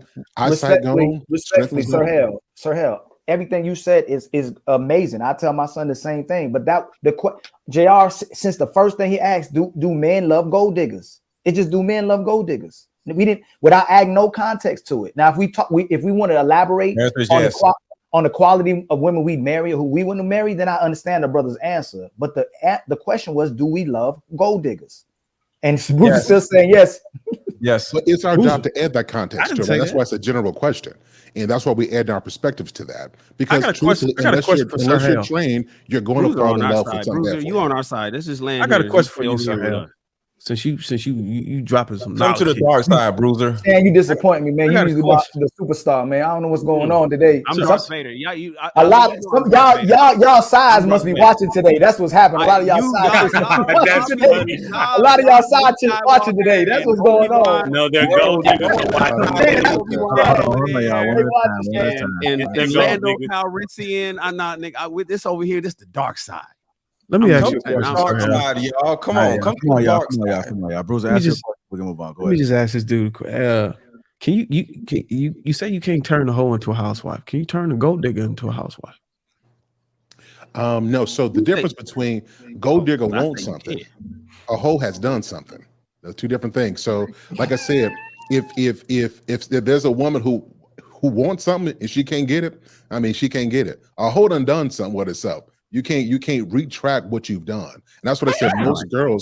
Most girls want a whole lot of stuff early on. As soon as they get some, they start looking good, they start getting developed, they want to leverage their looks to get stuff. That can be trained. You can train a girl. Don't use your beauty to get, to go get the money and to go sleep around and get all the attention. That could be trained. But once a woman starts out there and she's sleeping with everything, it's harder to retract those experiences, because those experiences are not just desires anymore. She actually did something. A gold digger who she wants something, she doesn't have any point of reference, especially if she hasn't had that before. Once she passed her 15 penis, it's over. That's that pimping talk. See what he did? We got See two what he pimps just up did? in Hey, we got we talked Chicago about Willa. that on my show. The magic number for Yeah, any go dude. out of control. Chicago, we got that pimp talk from Sir Hale. All right, What if it's a midget? That don't count as 15, right? It's like on. 14. What's love 15. got to do with it? They got songs about it. What's love got They're to do going with it? straight to hell. That's the problem. So what's the number for them? Half?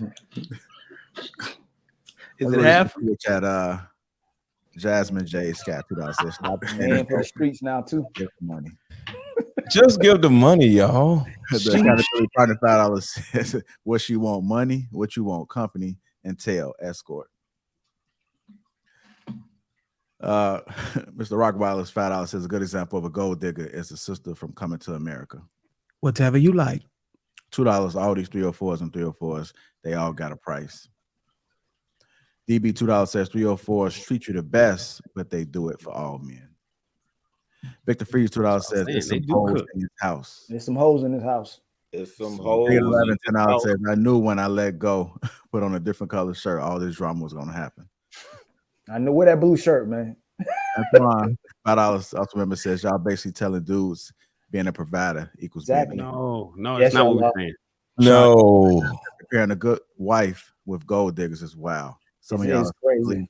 simply chose wrong last time, and now you have PTSD. We didn't say a wife. We said a Is that all hoe. they He went That's to go some get him. everything. Just take it. We said a hoe. We're not talking about wives. No, boy, 804-189 said just tapping in. Salute to the panel with chat.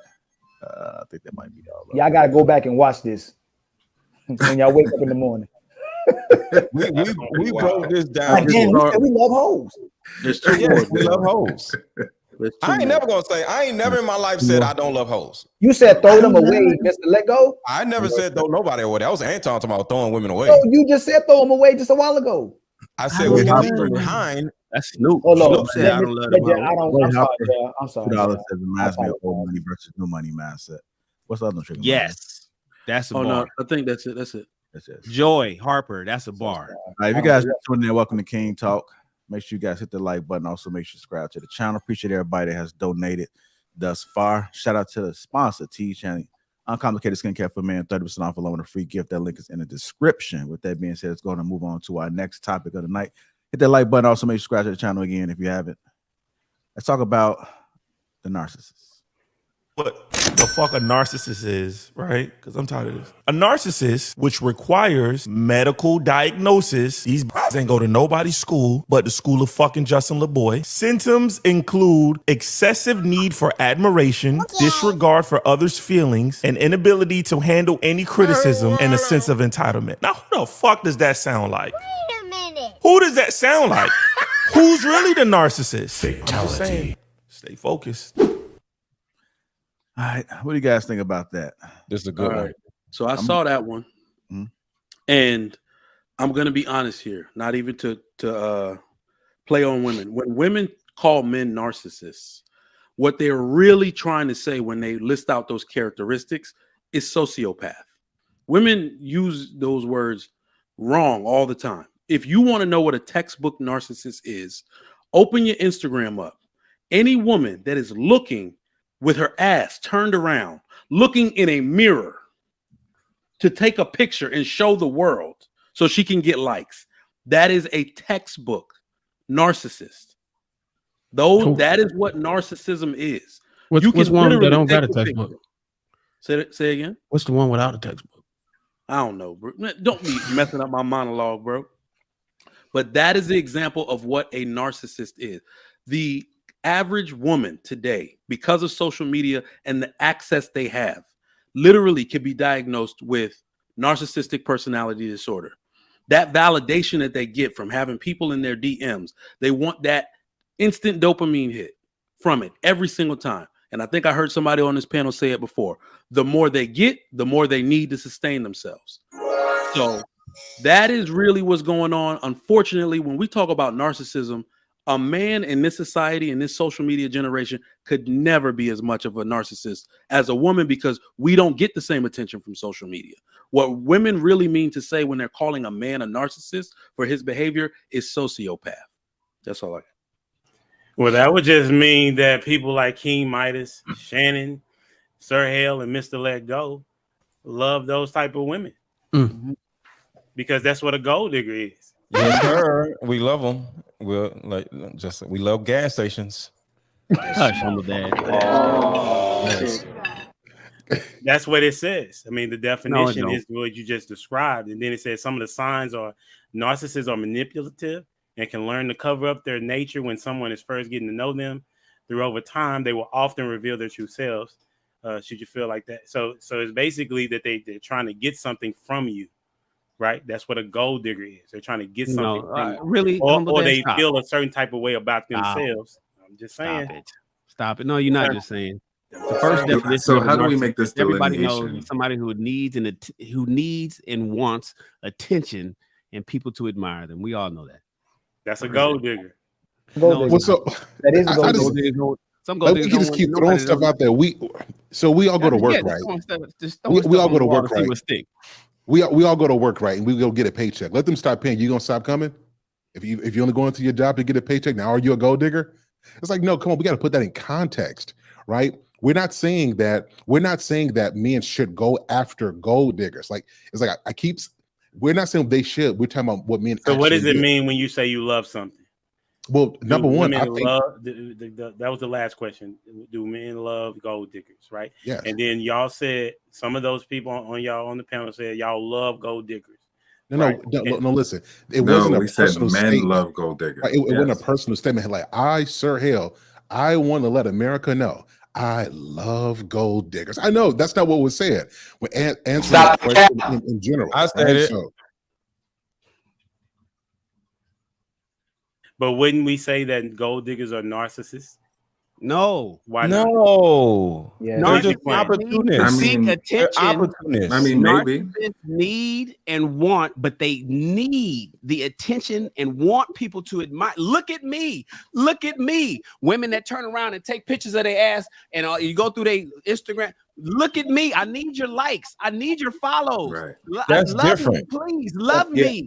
In the big part to what Mr. Let Go had the perfect word. Gold diggers are synonymous with a chick that's kind of get a dude's money. Yes.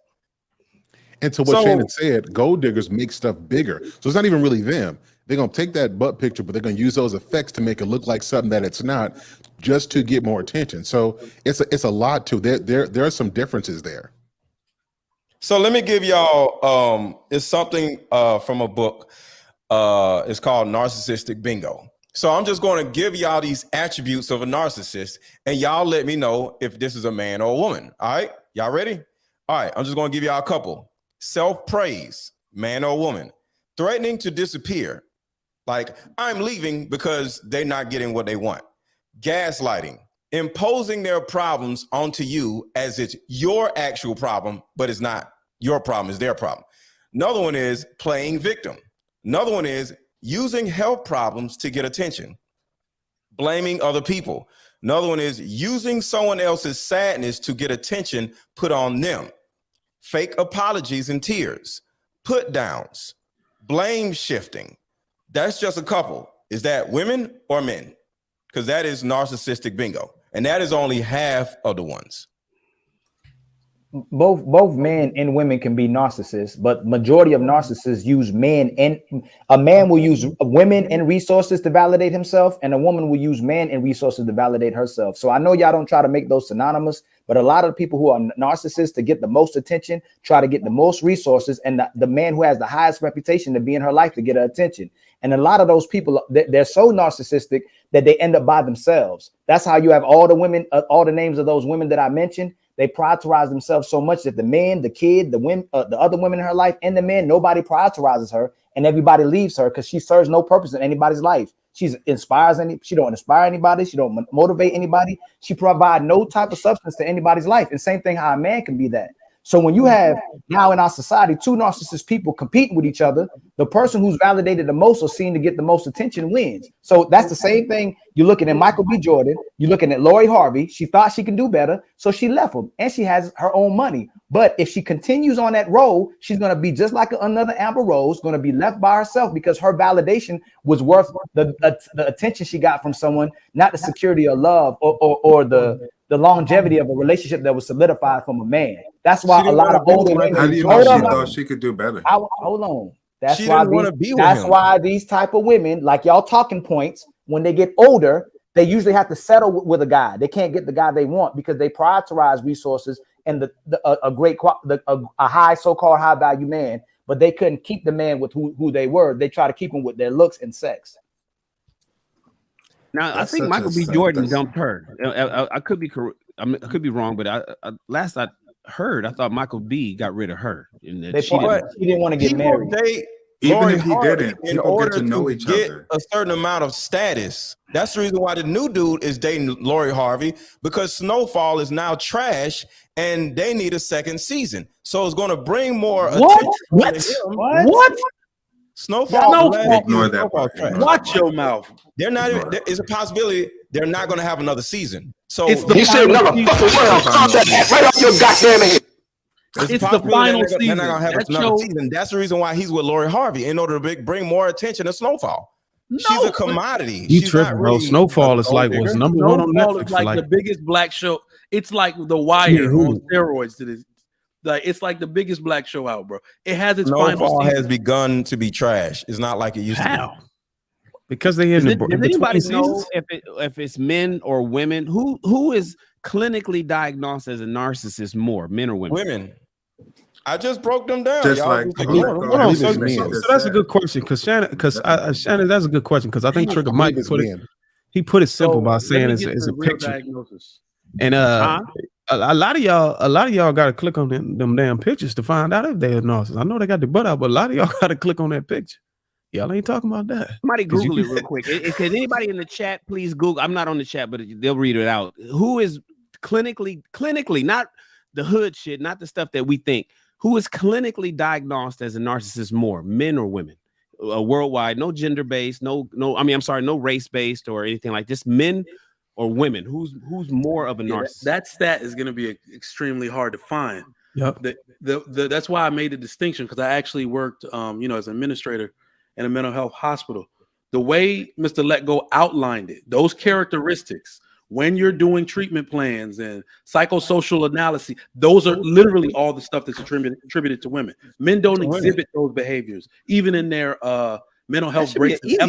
Fine, though. Yeah. So that's why I made that distinction, that when women are talking about men being narcissists, they're usually talking about sociopathic things, or things represented in schizophrenia, things represented in bipolar NOS, like all that type of stuff. These men are not narcissists. They literally have some kind of sociopathic nature about them, in which they're despondent, they don't care, that type of stuff. So who's more eager to go and be seen and get some medical attention, though? That's what I was getting ready to say. Men are more diagnosed. 7.7% of men versus 4.8% of women. Yeah, that should be an easy stat to quantify. It's typically found in males, and it develops typically around early adulthood. adulthood. So they diagnosing these kids in their teens. Mhm. Yeah, so that That's what it makes it says on here. antiquated, heavily antiquated. Because at the end of the day, women love to tell men that they are narcissists and blame narcissism on men. But the person that's usually blaming the men, which is part of the list that I just shared, blame shifting and blaming other people, is the actual narcissist. So the person that blames the other person is usually the actual narcissist, Right. not the person being blamed. Right. Plus, if it means anything, 79% of the people that are committing suicides and taking themselves out of this earth are men. So if they're such narcissists, I can't see themselves taking themselves out of this world, you know? I agree.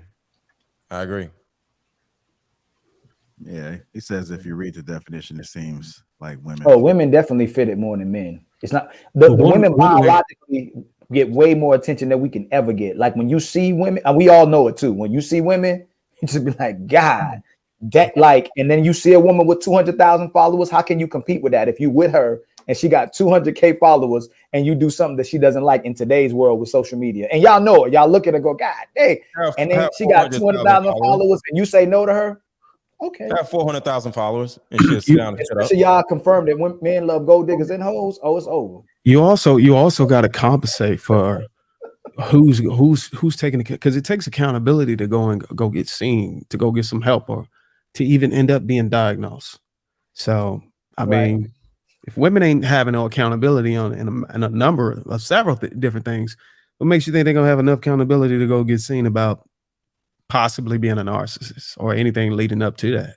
Right. And Ali, just keep in mind, any woman to sit her ass down for the right man. So I don't care about no followers, no money. She gonna sit her ass down. I just want to put that out for the right money, right? Period. You know what demographic is the most narcissistic though? What race is the most narcissistic? Black people. Black women. Black women. people.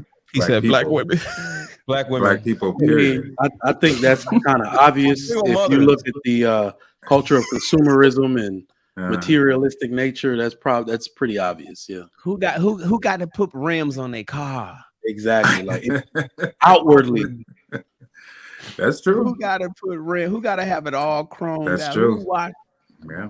And it's the Willie Lynch letter made us like that, right?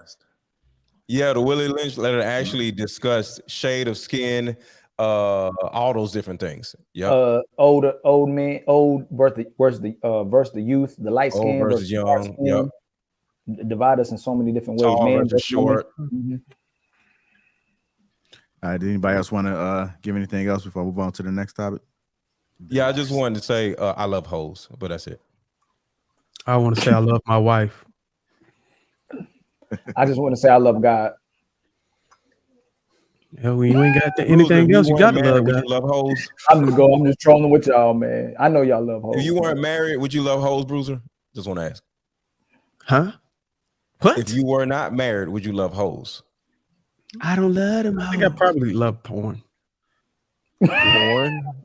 Oh my God, that's so Come sad. on, all this talk we do about a woman's nature, you got to know it's a man's nature. He gonna. I ain't got to worry about accidentally impregnating Pinky or Cherokee. No, I'm just kidding. I'm just kidding. You have that's old school. 2023. That goes to show you how long ago I was on that in the porn game. It's been a long time. They probably got it's crazy. Y'all know their names, bro. I don't know the new ones. I have to blow the cod with. Y'all know the new ones names. I know y'all know the new names. I know the old ones. I don't know Ali. Who the new ones? I was gonna say, I keep saying what y'all know the old, so y'all gotta know. Shan gotta know who the names are. Pinky started the whole wig epidemic. Look like today, you would be. He looked up. Pinky started the who? Pinky look horrible. Pinky started the wig epidemic. Pinky. What? Pinky. You had to. The pink wig. Started wearing her wigs a long time ago. I just gotta ask y'all. And Nicki Minaj seen Pinky wearing her wigs, and Nicki Minaj started wearing her wigs like Pinky. Also, Nicki Minaj got it from Pinky. Got a poster of Pinky on it. We know She Pinky got it ain't from starting no Pinky, but wigs. Pinky was the first black woman that actually made wearing wigs popular. And then it went to Nicki Minaj after Pinky. And Nicki Minaj Superhead started 304s, right? Superhead started. Lee's face is hilarious right now. Man, I'm not even gonna go on Mr. Let Go. I mean, damn. How No, did we get you can look it up. It's I think it's in He did not make encyclopedia. no wigs. Encyclopedia. Some of the Yeah. boldest Now you gotta dudes. know what website is that? I Yo, wanna don't look make me that up Google right this, now. man. Oh my god, yo. Who made wigs? Marquise, Popular. a swollen one. Swollen. Big toe. King Louis from France made wigs popular, man. Ain't no Pinky. So y'all getting to Pinky at her out of her prime. White man was wearing wigs before black men. Mr. Lego, we had Pinky and her sexual market value, right? Yeah. Her window. 20 years ago. 25 years ago. I don't even know who y'all talking about. Now you talking about De La We're going to move Rosa. on, You man. We're talking going to about get these stuff. Oh, now nobody know who Pinky is. Okay. De La Rosa. Sure as hell don't. Y'all showing see. I'm yourselves on the 50. panel. Antoine Y'all says, nasty. Ebony A's. also women says, you are talking about wives because y'all said all women. Y'all was Yep. just saying last week, make sure you get Kidding. Somebody said Exactly. Not in Get chains. a and prenup. roses. Why do we need to get a $20 prenup? says, love and gold digger doesn't even fit in the same space. that's a blue. How do you Hey, love where- someone which where- includes Blue, emotional but side that will not love you back? Love is not transactional. Come on, man. Brothers, We don't want love. We want Keith Fowler respect. said, What is women wrong with y'all? themselves. what's This is love so got to do with it? KK's days became a member. Salute to you. Welcome to Green Gang. She says Ali with the heart emoji. Oh, There you go. Now, if you single, it's I your ain't got to fault. pay for it. But I It's said, I your love fault. gold diggers. Just dangle shiny and they're on you. They already scandalous SF. So no guilt when it's time to kick them to the curb. Ammonius knows the nature. Man, That might be all of them. You single is your fault, Ali. You got girls becoming a member and super chatting you and all kind of stuff. I already told you that, man. Never mind. Y'all don't want me to do that. I ain't gonna do that to brothers today. You in your own way, man. Ali, just remember you don't love hoes, so you got to turn everybody down, no matter who they man? are. Never mind. I ain't gonna do that. Ali, I can't wait till we talk about you telling your wife to go back to work after she's been a housewife. Because Nah, that never happened. I can't wait for that conversation. Nah, she do it though. A good woman would do, but a good woman would do it. You been married before? No. Oh, okay. That's what I figured. But there's a lot of men who been. I know a lot of men been married and divorced. Hold on, Ali. You ain't been married. You ain't had a gold digger. You ain't had a 304. Are you a virgin? Ain't nobody said I ain't. Hold on. Ain't nobody ever said we ain't have hoes. Like y'all Wait, said all you women don't- you hoes. can't have hoes. You don't love Hold hoes. on. Wait, Time out. Ali. Time out. Who lived at a Time out. certain life. Time Wait, out. what? Time out. On So the you're other gonna turn panel. around and go Ali. get a job? No. Remember on the other panel, we just said that most women is hoes, didn't we? So you used to love hoes? No. You gonna settle No, this yourself. y'all try. Y'all know what y'all doing. Whoa, Ali. Come on, man. You saying you've been with hoes before? Who? And did you enjoy with those hoes? No, listen. No. He said who? Are y'all gonna listen or y'all trying to gang up? Y'all, which one y'all gonna do? No. I want a direct answer. We all have been affiliated with hoes before. Not we all. said we I would do. personally. No. We all been affiliated with hoes. Now, hold on? Did you just use them? Who? No, we both consented to sex. Y'all not gonna do that to me. No. I'm saying, did you just use them? Who? Did you we just both, use them? We both consented. To use them means I did. It means did I take it? Can you take it? No. Did you just use them? Can you take it? So I see, Ali. I see what's going on here. Say pause when you say that. Y'all want to find people something accountable, but Ali loves y'all. it's everybody Dirt involved. always comes out. Are y'all the wash, serious? Sir Hale. Y'all gonna do this? Okay. Y'all want to go there? Y'all wouldn't even let Y'all him want to finish. go there? Y'all want to go there today? Y'all won't even let him Name this finish. segment, Listen, Ali we loves already hoes. Do y'all want to? Another time. Do a lot of Everybody take a shot do a before they lot of came brothers on. wife women who was 304s? Ali, we talking No, about no. Answer that quick. Do a lot of brothers? Hold on, Ali. I noticed Sir Hale, something. stay with me. When there's a direct question to you, it's a general answer. But when something is said generally, you make it specific about what everybody else is saying. If y'all want to take time to dissect my Sir life Hale today, got your I'm gonna card. answer Now hold on. Now You're acting like a narcissist, Ali. And you're saying it's wrong for men to love a gold digger. My question to you is: did you love any of them hoes? Ooh. Oh, I did. We love. When you say you love somebody, it means you. Did prepared you to love any of those hoes? No, I didn't love hoes. I told you I didn't love hoes. Did you enjoy them like a gas station? It's not the Are same. y'all saying that men being Love? sexually intimate is you can't enjoy being intimate with a woman that you don't love? Just because you use the word intimate doesn't make it's it any ironic better. to hold men accountable Hold on, one at a for loving time, y'all. gold diggers, but being nonchalant with just sex and hoes. I find it. So you So can't judge y'all are one. both being very disingenuous right now. All of y'all, with the brothers who are Some doing of this right y'all now, having a y'all hard being time with this extremely intelligence. disingenuous. You're blame shifting. Y'all are telling me that two people that lay down and consent to have intimacy, y'all they have to love each other. Is that So what what you're saying? about the person? Hold on. What about the person who consented to be with the gold digger? Isn't that the same philosophy? If they both consented to be together, what's the problem with loving them? I said y'all love gold diggers. That's not the same thing. Listen to me carefully. The question: if they So both hell, you gonna do this? yes, All right, are go we ahead. here? You said you want to go there. I told you we're here. So Let's go. if you're saying that two people who just y'all sleep around, there's no love, y'all consented to that, then what's the issue with a man consenting to be with a woman, knowing she's there to extract? And if you want to talk about extract at least means she's working for it. It means she's doing something for it. So then what's the problem with a man being with a woman like that? Who said that? Who said it was a problem? Y'all said y'all love gold diggers. You said it was a problem. No, I didn't. No, don't do that. Y'all said y'all love gold diggers. I said it was a problem if you love a gold digger. If you love a woman, love gold diggers. y'all won't let me finish. Like See how I candy. listen? Now y'all see what y'all doing? I patiently Love waited is for y'all to relative, speak. like we love You see what you're doing, Mr. not Liver? a woman in Go particular. ahead. Do you understand that part? We love candy. It's a difference between we love a woman, right? No. You saying you love a woman who spends time with you to use your I money. say I That love is not the Fruit same Loops, thing. am I If in me, love with the if cereal? if I meet a woman, she meets me, and we both consent to being intimate, that don't mean we love each other. Ali, answer the question. If I said I love Fruit Loops, I'm not in love with a cereal box. I just love Fruit Loops. Just what we're saying about We're talking about people though. People now y'all moving the goalposts. Now you We love hoes. Hey, hold on. It's time to move on. I let go. It's time to move on, man. Hey, good try, y'all. Good try. Ali is a narcissist. Listen, your analogies be off That's the why I chain, said bro. with the $5 said we shouldn't. I keep it. I don't flip flop. Hold on. Shouldn't need a prenup if you okay with loving a gold digger. Don't nobody else comment on the comments. $2. DB says when Pinky first dropped that girl was fine. She done now. Just like Janet Jackson says nope, don't gotta pay. I ain't a gold digger. LOL. Damn, Ali. Says Ali, you gotta speak from real experience. And Wape 799 says we all pay for the web box, whether married or not. BZ, formerly Baby Zaddy, $5. Also, says I just want to shout out Rilla for not taking part in these whole conversations. He got a security clearance. All right, thank you guys. Time to move on to our next topic. Hit the like button. Also, make sure to subscribe to the channel if you haven't already. Next topic is women need to earn what you have to offer. Guys, understand something. Easy come, easy go. What that means is if a woman get it easy, it ain't nothing for her to discard it, right? You want to make sure women are investing into you. They're earning your time. They earning your resources. They earning those dates. You want to make sure that this is happening. They have a saying, what's free and cheap is often disregarded and unappreciated. So if you're a man and you free and cheap, meaning the woman can call you anytime, she ain't got to do nothing to get your time. She ain't got to do nothing to get your commitment.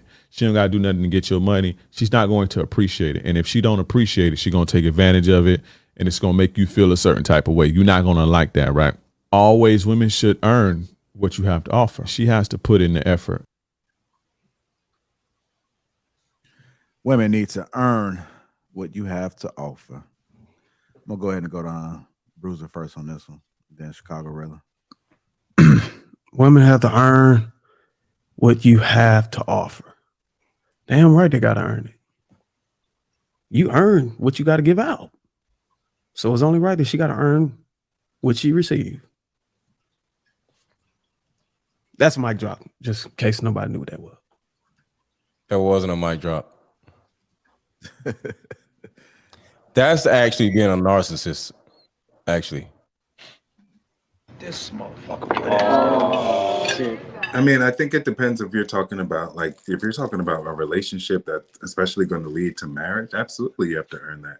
And that just happens, but there's not like a specific test per se, but as you're learning the person and deciding if that person's for you, yeah, they have to earn your love. They have to earn your affection, your resources, all of that. And when it comes to earning, it's actually the woman and not the man, because the woman is actually the one that's looking to get the long-term benefits of a man, which is his last name, his covering, things like that. We don't necessarily have to earn nothing, because if she likes us, we're going to get what we want, whether it's money. I mean, whether we pay money or we don't pay money. So when it comes to a relationship or marriage, it's up to the woman to actually earn that and not for us to earn it. So yeah, it's true. Women have to literally earn their keep. And the key word is the keep, because they want to be kept and they have to earn that. I thought Rilla was supposed to go next. I just kind of sorry about that. language. I don't think he was eager to. So No. Really got a security clearance. Nobody. Humble Dad, you on one tonight, man. Hey, man, listen. Humble Dad is a narcissist too. Probably. Yeah, I think it's some truth to that, man. I just think we should temper some of these conversations, because it be coming off. I'm the prize. It be coming off super. Man, fuck it. It come off super effeminate to me. A lot of times when we have these conversations, I probably am a narcissist. Yeah, that goes both ways. Like, definitely, when you get into a relationship, yeah, that woman is, that woman is on, probation or whatever. You know what I mean? She got to prove herself to you. Again, we talk about how hard it is to crack the code with men for us to be vulnerable and open and, with our women or whatever. So, yeah, she's earning her space in your life. But at the same time, this is what I'm saying. Just a hard left pivot, gentlemen. We always have to consider what we have to offer, right? A lot of times we get in this space and we act like everybody is powered to 1% or 5%, or everybody earning six figures. Everybody ain't. You know what I mean? So I always say you get who you qualify for. So keep that in mind too. Yeah, she got to earn her right to be in your space.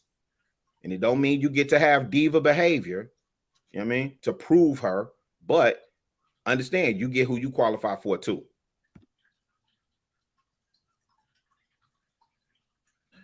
You was about to call on somebody? No, you go ahead. You go ahead. All right. So women need to earn what you have to offer. That's not only a fact. That's more of a behavioral, psychological certainty, right? So people tend to value what they've worked hard for. They tend not to value what they've easily acquired. Case in point, 70% of all lotto winners lose their winnings in 5 years or less. It came in fast. They're going to spend it faster. All right. So if you really, as far as men are concerned and what they need to do for a woman, the downside of it is that so many men are getting looked over by the woman they want, that they won't have the patience, the foresight to say, let me slow this down. Let me not act so great, gracious for her to be here and shower her with all these things. Let me let her know that I'm something valuable too, that I'm something to be contended with too, that I'm someone she needs to earn. This time, attention, provision. Hey, that's actually a 100% good point to make to women. A man's provision is not free, and men need to let them know that off top. We wouldn't Women, talk that. you got to earn this provision. I go to work, literally, I work close to the time I am about to die. That is value personified, if you ask me. A woman needs to earn that. A man who's literally going to go to work sick, take care of his children, all of that. That is real value in a person. So women absolutely have to earn that, what a man has to offer. Okay. Go ahead, Ali. What are your thoughts, sir? I think initially, I think what we haven't brought in the conversation is, whether y'all heard it or not, a woman wants a man that has a future, and a man wants a woman who doesn't have a past. So her earning her is based off how she lived, based on her quality and how she lived her life in the time that you met her. So then when we go to vet a woman, we see who her friends are. We want to get to know her parents, because the woman you married her family. You see how she conducts herself in public and private, and you know, any setting you're with her. So who that woman is initially before she meets you, and who you are as an established man when you meet that woman, demonstrate a lot of your worth and how you earning someone. Now, when you start dating each other and you start trying to solidify a relationship that ends up being that demonstrates longevity, I believe that man will always outserve a good man, will always outserve a woman. And I think a woman who tries to outserve a man would determine if she earns you or not. I think that shows her worth if she earns you. If she tries to learn you, she tries to learn, if she inspires you, she's a nurturer, she motivates you. And if she truly is trying to outserve you, even though she can't, then I think that demonstrates her earning you and her worth. All right, hold on. Before we go to the next person, make sure you guys tap in the Trigger Mic in the morning, Monday through Friday at 10:30 a.m. Central Time. So 10:30 in the morning, Trigger Mic is going live. Tomorrow's topic is independent women are not strong women. So make sure you guys tap in. Absolutely killing it. Hey, bro, like I said, man, you getting me through my work day, fam. Thank you, bro. Seriously killing it. And just in case anybody in the chat was triggered by that, you can stop by for the full breakdown. Y'all gonna make me sign up for a show on Lapeef doing it. All right, now. No, Go ahead, Shan. What are your thoughts, sir? Women need to earn what you have to offer. Well, I mean, I'm really going to just parrot everything else everybody else said. Ali and King Midas especially. The only thing that I would change though about King Midas is he mentioned matrimony in marriage. I'm before that. You know, one of the cornerstones of male advocacy channels like me is far too many men who don't require women to earn what he has to offer. And that's true. We talked about this about 3-4 months ago. We was talking about R&B songs of the 90s, the music that me and Rilla grew up on, the old school, how they just told us to just do for your woman and do and yeah. I'll cook your I'll wait. How did that song go, Rilla? I'll cook hey, man, hey. That's my song, boy. Come home from work. Yeah, I literally just cussed these folk out in the store for playing that song in the store. Right. Yo, I said, Babyface set y'all up. Babyface. Yo, yeah. Babyface was the man, though. I'll make your I'll do all of this shit as soon as I get home from work. Yeah. And he in that song he required nothing of her but to just be there. And that's how we were taught. That's how me being born in 1972. I graduated high school in 1989. And all of us was told, God damn you all. Everything. Yeah. Graduated high school in 89. Don't drink or smoke. And all of us was told, do for her, do for her, do for her. And she just got to be there. That's all she got to do, brother. She just got to be there.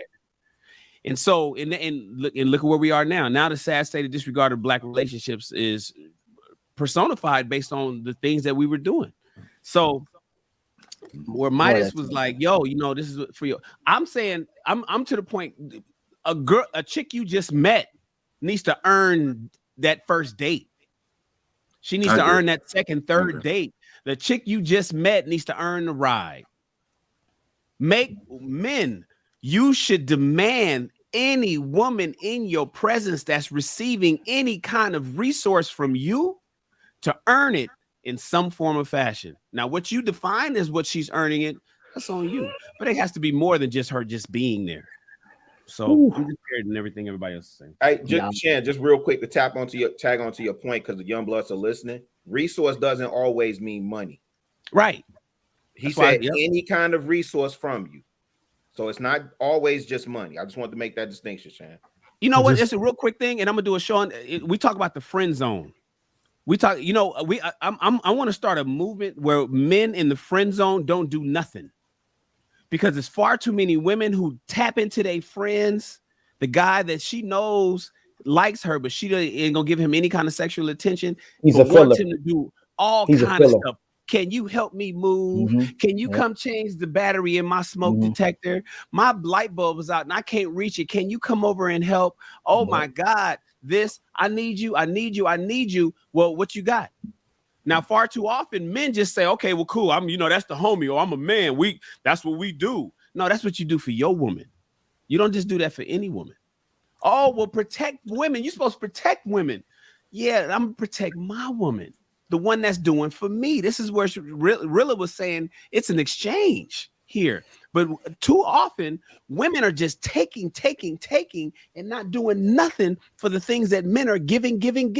And we got to stop that. And it doesn't necessarily have to be somebody that you vetting for your wife. It needs to be everybody in your presence. You need to, any woman, friend, next door neighbor, cousins. Well, let me remove family.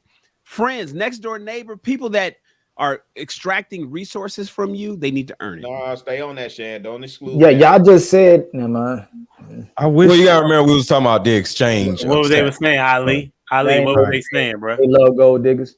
Thank you. Let me try to that's add. kind of like what he just proved. Like, no. Let me ask something. You got to But be gold diggers don't. Y'all just said do not give her nothing without nothing in return. And a lot of gold diggers do not having sex. Most dudes ain't gonna be sleeping with no gold diggers. I'll change her smoke detector if she gives some ass. Okay, wait. Fair exchange. I think this thing with gold diggers, like when I think about gold diggers, I think about car booties, right? Anybody from Chicago know what a car booty is? Okay, car booty just with you for the car that you drive. When I think about when the crack epidemic hit, right, especially in Chicago, a gold digger was, and this is the chick that dudes just use and abuse, and they typically, we would talk to stay away from these types of chicks. So, Shan, when you was making that distinction earlier about the broke chick, the gold digger is the one, again, the definition that Humble Dad been reading. Her only purpose is to extract resources from you. It says nothing about what she does in return. And typically, she does, like, if you look at these city girls now, they're literally saying, like, I just show up, clown men, extract. He's supposed to give it to me because I'm cute. Whoop-de. That's literally the definition of a gold digger. So we not going to agree that the young Miami chick getting peed on and this, that, and the third and getting baby's head on it, not a gold digger? Like, that's why I know we keep coming back to this thing around gold diggers, and there's a reason why. We got to agree on the basic definition. We know women want protection, provision, resource. We understand that. But the difference is the exchange. What is she giving you in exchange for your protection, provision, and resource? So now if you say it's convenience to the box, to me that sounds pimping it home. It sounds like tricking to me. But people didn't change the definition. They say it ain't tricking if you got it. I say it's tricking because you got it. You understand what I'm saying? Pimping ain't dead, hoes just scared. I want to add something to this. I know I gave my response earlier. It's not different from my response earlier, but I did want to add to the reason why what the women need to earn what you have to offer. I genuinely wish it, I wish it was different. I wish men had to earn what the woman had to offer, because that would mean that women have to be raised worthy by their fathers. That would mean women would have to be raised worthy by their fathers. Think about it. If we had to earn women, that means they would already be worthy wives coming out of the household. That would make things a lot better. Nobody's going to disagree with that. How would men having to earn what they get from women make the women better? Wouldn't that make more men better?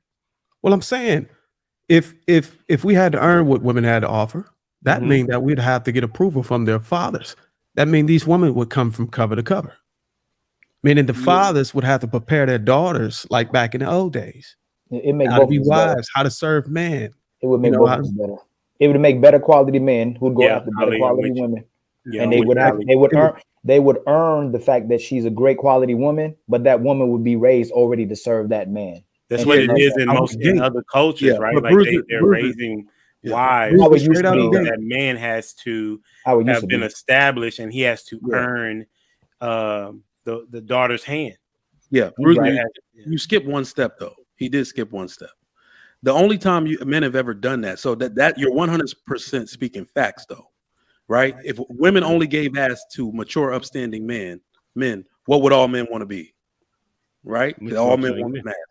But you realize that has never happened unless we restrict access. All right. So it's funny how we always get up here and talk about changing men. No group of men in history have ever sat around and talked about how they can change another group of men simply by their sheer will. They had to jail these men, restrict access to these men. And I know no lady's going to like this. You have to restrict access to the women, period. Cut them off from doing exactly what they're doing. So somebody got to lose something. It ain't simply, oh, men got to be better. No, you got to literally cut off what the women have to do. You like restrict them from opening their legs, basically slap chastity belts on their ass. So we ain't ready to talk about that though. Like the movie Chirac. I mean, technically, women have to be raised, and men are made. You know, honestly, you know. And if she's not raised to conduct herself in a certain way, I don't care how much you think you can break a code or make a woman submit. If that woman is not a good woman, you in trouble. It's a lot of our brothers. We use egos to say a brother can do this with a woman or do that with a woman or mold her and do whatever you wanted to do for you. But if that woman is not a great quality woman, there's nothing you can do about that. Nothing. And same thing with a man. If I'm not actually a good man, there's nothing she can do about it. So once we have a society that is doing, like Bruiser said too, reinvesting in great quality men and women, everybody's in trouble. We just gonna have toxic relationships and full of narcissists who use each other's resources and use each other for sex. And that's what's happening now. Ali, so then we can't negate basic economics of supply and demand. Of course not. Based on what you're saying, do you believe that there is a surplus of good women and a lack of good men, or a surplus of good men and a lack of good women? If we having more sex than marriage, there's a lack of good women and a surplus of men. The man values dependent on what them being established and being able to take care of a family. The woman's value is determined on how she was raised, how she conducted herself, and her having her chastity and being a virtuous woman by the time she gets to meeting a man. But if she gets past that first, that first guy, that second guy, that narrative of good woman goes way downhill. But didn't they just say being a good man is not enough? They sure did. Yeah, those were hoes talking. Yeah, not mature. Hold on, wait. That we love hoes. One hoe talking. My wife. We love them hoes though. We love them hoes. They did say they love the hoes though. We ain't listening to nothing. Somebody say hoes. What's some hoes at? What happened? No, your wife didn't say that, Bruiser. That was the other one. Supply and demand. You said hoes. I I'm agree. saying my wife was in that video, so just be precise. I will say this though. I just went to the kitchen. Did I miss hoes? What happens? Even if Mr. Lego say he loves hoes, men are more resilient, more patient, more understanding, can take rejection, and still love women regardless of what lane they take. If you are trash, if you a bum, and you not established, or you a deadbeat, women gonna walk right over you. Women, we have to be accountable, and we men are still being traditional men. Women, if Bruiser have been holding it, or Bruiser, Mr. Let Go, Trigger Mike, JR holding their women down for 15 years, and she doing wrong, we got 50 brothers that love hoes ready to save them. But what if she got the bag and she a hoe and she can't use it? She's still a hoe. Them hoes don't stay married, y'all. Gold diggers don't stay married. So that's why I'm saying we don't marry the hoe. We shouldn't promote and even say, if we gonna say, hey, look, we using disposing. That's what the red pill was saying. We dispose of women. We don't love hoes. We dispose of them. We want women we can make wives. So you gotta remember, I keep calling them convenience stores. That's what I'm saying. But then you shouldn't say that you love them. That's what we're trying to get you to understand. I love convenience stores. I love it's not the over same. I know you be trying to use these analogies, but they really bad, bro. Right? So y'all pick wives for love, or y'all pick wives for what? Get what I want. Mr. Lego, if kids, let's say a kid accidentally for love, and they shouldn't, they unsupervised, they not supervised for love. That's what they picking them for. If a kid end up clicking on this button and they unsupervised and they hear you say that, does a girl, is that going to promote a girl to want to be a wife, or is that going to promote her to want to be a hoe? Her mother most likely is already a hoe, so it ain't. That's about it. She already done screwed up already. That's not even the trick. She's up 12 o'clock in the morning on YouTube clicking on stuff. Kids they're up right now on 12 o'clock. Her probably mom has already failed her. They might have saw you already said, "Daddy." No, I'm just saying her mother has already failed her if she's up 12 o'clock in the morning watching a whole bunch of dudes on a show talking about hoes. So that wasn't the question, Mr. Lego. What? I add context to that. It's 12 o'clock in the morning. So if she's watching this, it Y'all may be mastering adding context instead of answering the question. That's a fact. God it's dang. a weeknight. Why is Oh, she wait, so up what 12 is o'clock the in the morning question? on YouTube? It's a weeknight. The question is, if kids are unsupervised. Actually, the question is, shouldn't we all conduct ourselves in a way where we always promoting great men and women to kids or other women or other men at all times? Isn't that what we should promote? We're just answering a question. The question came up: do we love I just hoes? asked And the that. answer was yes. I just I'm not asked gonna you. lie. But yeah, we should be doing that, Ali. We Yeah, should. that's good. We Yeah. should All right. promote great The men. The question We is, should does it promote matter? great women. The question, look at the era we in. Does it matter what we do? Does it matter how we? Yes. Does that even matter? Social media is going to Absolutely. Yes. Absolutely. Yes. social It media is matters. going to trump Let me that say- all Let me day. just say It this. all Let me matters. say this. We really quick. say it with Oh, matters, yeah, but man, what time, one at a time. what do we see? No. Listen. And this is where we get lost in the sauce. It matters because regardless of what you say, them shorties are looking at you. They are. Regardless of what they say, they still looking at you. You know how many shorties I talk to and they be like, yeah, y'all old niggas is trash. Right? See, we talking about what we see, and then that's why I was on some platform and I said, man, you know, for the Generation X, for the OG, for my man, we got to take that L. Because the shorties that we see and the way that they move today, that's on us. That happened on our watch. Yeah, And it's you can't my forget- fault. No, It's my fault. I hear you, but what I'm saying, Shan, is at what point do we stop then? Because now we still looking at these shorties and they still doing what they do. The hardest thing, I had my car stolen, bro. The hardest thing for me to do was to be able to forgive them shorties. And trust me, it was some young kids that did it.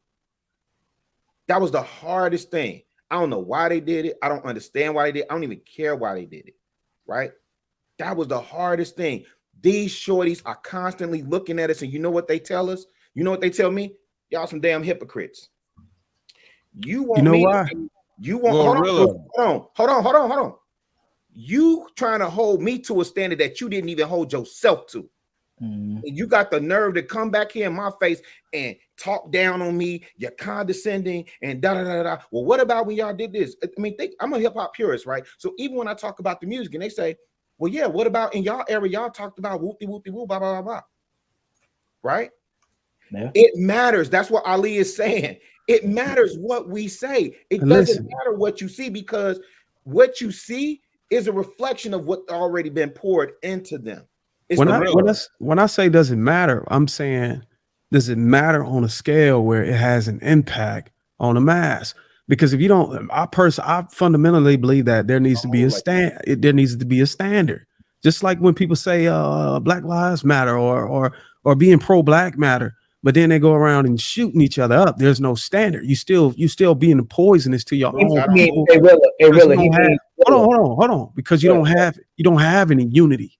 You haven't come together. So you can do one thing, and then you got the rest of the black people that's as part of the culture doing a whole nother different thing. You're just so scattered, and everybody listening, looking at you and saying, y'all don't have a standard. Y'all don't have a community.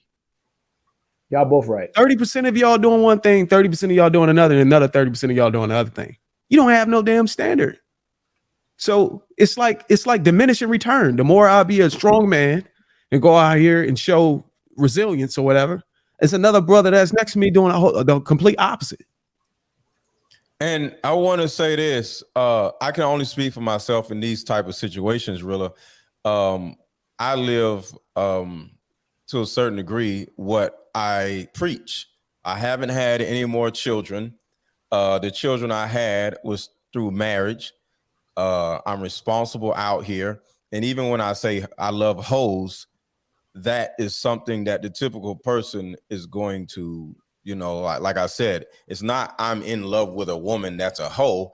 I love doing recreational shit, but it's safely, because I'm not running out here making random babies. So my platform and everything is just me in particular is about not running around having random babies. I don't have random babies. You feel me? So like my drop in the ocean is actually that. So I live what I talk about. I look at hoes just in this context as I keep saying convenience stores. So if a woman, young girl, is in here watching, does she want to be a convenience store? Does she want to be treated like a gas station? The answer is no. So she would say, okay, Mr. Let Go said he loves hoes, but he turned around and compared hoes or these type of women to gas stations and convenience stores. So I don't want to be that. So I stand behind everything I always say. Yo, let me ask this just really quick. Is politics global or local? Is all politics global or local? Politics are global. All politics is local. That's what immediately affects you. And your service to your community and to humanity is the same way. Bruiser, to your point, bro, I can't worry about what everybody else is doing. I'm only responsible and accountable for me. I'm not disputing that. No, but that's what Ali is saying. The message, we got to be careful with the rhetoric and the message that we putting out, because it's confusing and it's conflating. 1 minute we saying one thing, then we saying another thing, then we clowning and talking about these women for the streets, then we advocating for contributing to the same women and creating the problem that we complaining about. What we trying to do? Barbecue a mildew. And that's what I'm saying. Each of us, you talking about the gold diggers? Each of us respectfully have a responsibility, right? And I'm just saying, and I'll end with this because I think Ali wanted to chime in too. I'm just saying we just got to mind our manners when we in these spaces. That's all. I wanted to go. So here's my thing with this. When we have these conversations, these are great conversations. When we're talking generally, we're answering questions like generally. It doesn't mean that if we're talking, I'll give you an example. We can say, do men like to go to strip clubs? Yeah, me. I've never been to a strip club in my life. Not a day in my life. Never. I don't believe in spending. I don't even buy firecrackers. I'm not wasting money on anything. Oh, right? Really? But if I say men like going to strip clubs, that's not me saying I like strip clubs. I think that where we miss men is we speak to men in terms of what we should be, and we never really deal with where we actually are. Who we are. The truth is, exactly. The truth is, as men, there are some things that I would love to do that's straight up wrong. I'm gonna be honest with you. There's some things I like to do just straight up wrong. I shouldn't like it, I shouldn't love it, but I do. But I got to be honest about that so that I can put boundaries in place so that I don't do those things. And what I don't want when we talking amongst men is us to speak to the ideal self and we don't address the real stuff, because that's where you grow when you deal with that real stuff. So when we're saying men like what we like, we're not promoting and saying, hey man, you know what? Go get you some women who for the streets. Go get you a gold digger. Now we're speaking to what men would typically do without guidance and without leadership in their life. So I want to put that out there. Like, us answering questions is not us saying, I personally advocate for this thing. We're simply answering questions. You may be able to speak for yourself on that one, but like there are dudes on the panel that literally said that they love hoes, right? And but we compare them to gas stations. Mr. Let Go. Hold on, let it go. Right. What I'm saying is that that's your particular statement, right? But you also said that every woman has gold digger tendencies, so that would include your wife, right? Which means that you are currently loving a gold digger, right? That's what that would mean saying. Let's use the same logic. So you understand with it. Hold on. Do you have the potential to do evil as a human being? Yes. Exactly. So everybody has a propensity to do something. So you're a murderer? That's counter to who they are. It doesn't mean you do it. Humble Dad is a murderer. Don't push me. So what I'm saying, that's my point though. But that's my point though. Even you, Humble Dad, you're a good man. Humble Dad, you're a good man. Even you have the capacity to do something that goes against your character. Put in the right situation, the right stimuli, you would do something that most people will say, I can't believe Humble Dad did this, because you are a human being. That's a fact. That's same logic, on a regular basis. That same logic. I'm but saying we're talking about the depth, but we go back to what gold digger was, capability as well. But what I'm saying is, you're saying that all women have the propensity to just be. Your wife has the propensity to only be with you and extract resources from you. But what did I say first? She has the potential, but if it's not trained out of her, she will be. My wife was trained, and that's why I don't deal with that. Okay, but then you kind of conflating basically that your wife is not a gold digger, but then you say, well, listen, what I'm saying. right? If you say that all women are, and then you say, well, No, only if they're not trained, but then no, if they're all trained, women. right? No, Say that. I'm with that. Humble Listen, Dad. I'm really good when it comes to conversation, and I know Yes, what I but said. tonight you off on some things. No, I think you didn't hear me. All What right, I cool. said is women have the potential to be that. That potential lies there. Doesn't mean that they are. You have the potential to be a stalker. Doesn't mean you're going to be that because you weren't trained that way. You It's said the all same thing women with have it in them. Now you're saying potential, but before you said they all have it in them. That's what your statement was. That's what I mean. That's what potential is. It means it's in you. It's that potential for that is there. Potential means that you have a trajectory that you're going to do that. That's why if you talk about sports, they draft people on potential, on what they can, what they're going to be becoming. You're not going to win this one. Like, and the reason why is because I'm specific about what I said. Right? Just like you have the potential to do something that you would probably regret. No, women have the same way. That's the reason when we have parents to train us. That's the whole purpose of having parents. No, I don't have the potential to go murder somebody. That's not in me to do.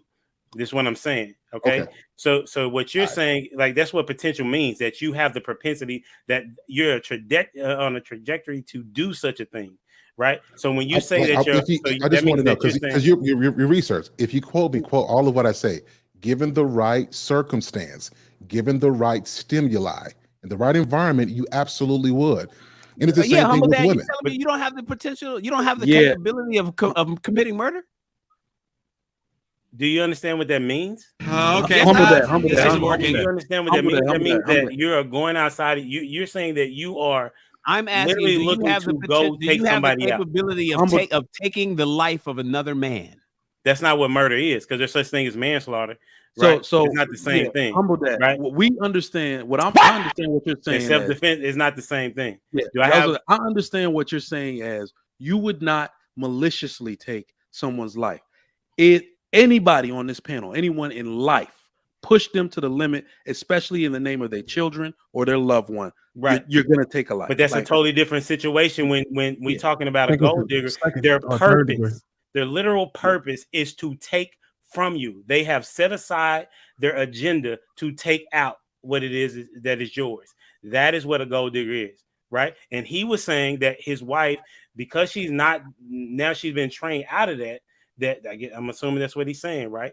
That because she's been trained out of that, she doesn't have that in her anymore. But she don't have that potential anymore. Is that what you're saying? Have you ever lied? I asked you a question before you asked me one. And I'm going to ask one because you're saying. So I'm going to make this simple. Have you ever lied before? But I'm asking you. I already asked you a question. Are you saying that your wife is no longer has the potential but I've answered that question already. I've said every woman, including my wife, has the potential to be. Put anything there. Anything there you want to. You said what? You said, but it's been coached out of her. Humble that. Let me answer. So insert anything. Without training, without guidance, it's possible. Absolutely. Okay. Now we answer that. Now for you, have you ever lied before? But I asked you, so you're saying that your wife is no longer has that potential? No, you asked your second question.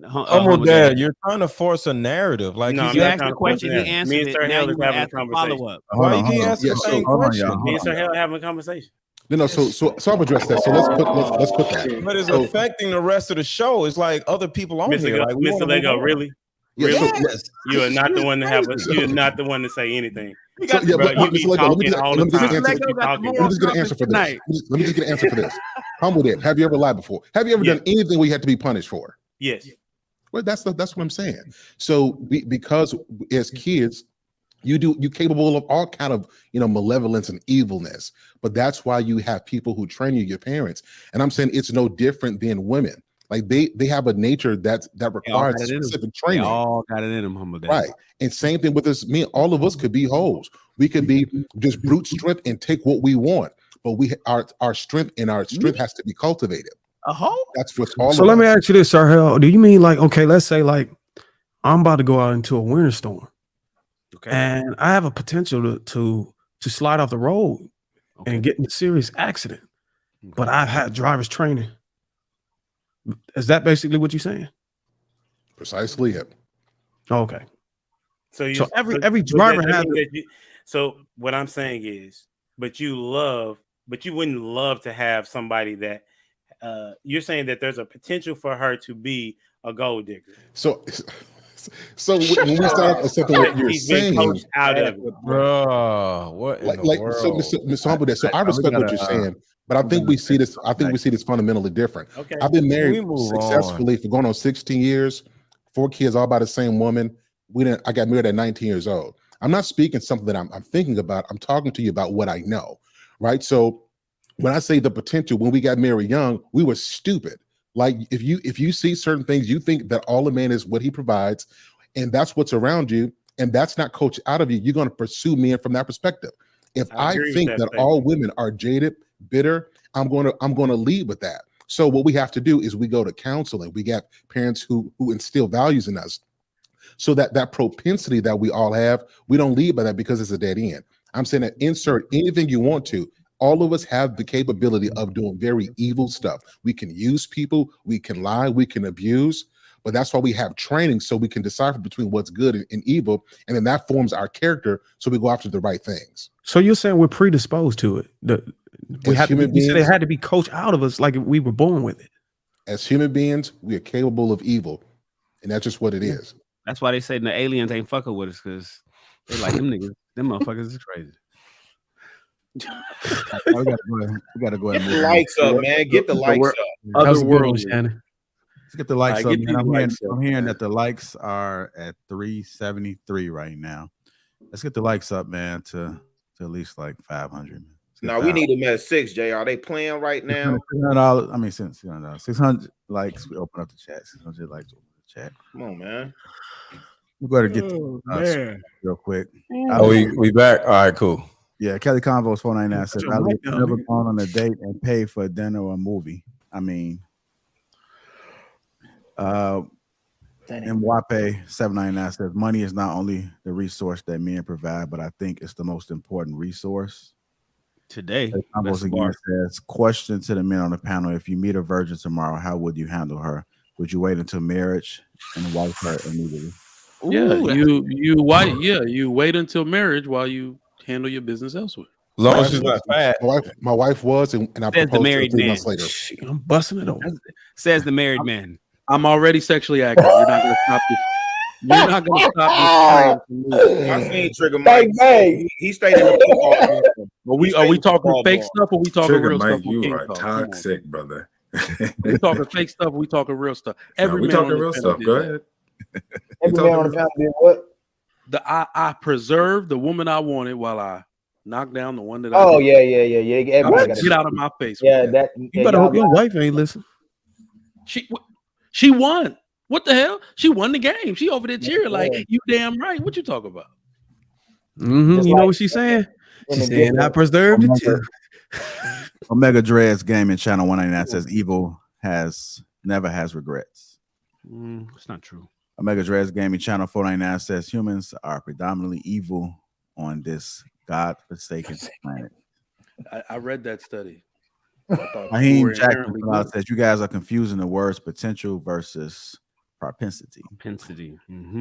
Potential is capable, and propensity is a history of. So it's just a super chat, y'all. Please don't get back started. Mega Dreads Gaming Channel 199 says aliens breed with Caucasians only. Let's get the likes up. How we looking on likes, chat? How we looking on the likes? 413. 413 likes are climbing. Let's get them to 600. That's Fredish chat. Appreciate everybody that has donated to the channel. Let's go ahead and get to the meat of the conversation. We know the ladies like the meat. Ow. Before we do, let me go ahead and broadcast this as well. Bridging the Gap with Kelly Convos, the importance of financial legacy, is streaming tomorrow at 7:30 Central Time on the Lapeef Experience page. So make sure you guys go ahead and check that out. Get the game. That's on the Lapeef Experience. All right, page. Kelly, we got beef. What the hell is that white family doing? Go ahead and change that up. Can't put no white people on the hell is that white family doing up there? You guys got to understand the purpose of the show, Bridging the Gap. Is bringing up people of all races together. So there will be other races that's on there besides Black people to hear their thoughts and perspectives. Because we often hear about the Black space, the Black community, Black culture. So Bridging the Gap is a show to bring everybody together to have these conversations. Trigger, you got some damn every nerve. You now, talk every day. so every now and JR was like, let me save my girl. Trigger, like they having shows for us. JR was like, let me save my girl. Ali, He ran some interference on that play. No, that's the purpose. That's the purpose of the show. You're right, though. It is. Multicultural. Yeah, that's the She premise earned of that reason. You know She what? I'm earned that. triggered. I'm sending the She HR earned that. complaint. Trigger is triggered. Kelly earned got that hurt resource from JR. I'm Just sending now. the HR complaint. Yo, what Mr. Coleman at, man? You could have asked me for a family photo. King might have been quiet. You all right over there? You got a security clearance or something? Trigger Mike. Everybody who quiet got a security clearance. That's what it is. All right, here we go, y'all. Let's go ahead and move on to our final topic of the night. Is why don't men just leave when they are unhappy? Why don't men just leave when they're unhappy? I do have a couple things to play real quick and something to read. No prenup. I got this right here. Why don't men just leave when they are unhappy? It's honestly weird. We are usually unhappy because of the treatment of the partner. We don't leave because when we commit to a relationship, it's real for us. And somewhere deep down inside, we feel that if we stick through the bad treatment, the good will come. The partner, I can't see that. Partner will change. This is somebody else commenting to it. We be trying. Y'all don't listen. Only when women are unhappy is the relationship truly in jeopardy. And then we have, honestly, they do or even attempt to, but instead women convince them and beg them to stay. Then they're so shocked when he starts cheating, when he has said multiple times he doesn't want to be with you. I also have this clip to play as well. Feel something is unhealthy, to bounce. And don't think because things are hard that that's your excuse to leave. Relationship is about choice. It's about whoever is involved making a choice to be there. And you have to choose that every day. So if it's a choice that you can't afford to make anymore, then it's just time to go. It doesn't matter what the standing of the relationship is. If you can't actually, with a good heart and good conscience, choose to be in that relationship, or you think the other person is not choosing to be in that relationship according to the agreement of the relationship, then it's time to go. If not, then y'all need to rework those terms and continue choosing each other. Hey, cut that so I can just send that. All right, there we go.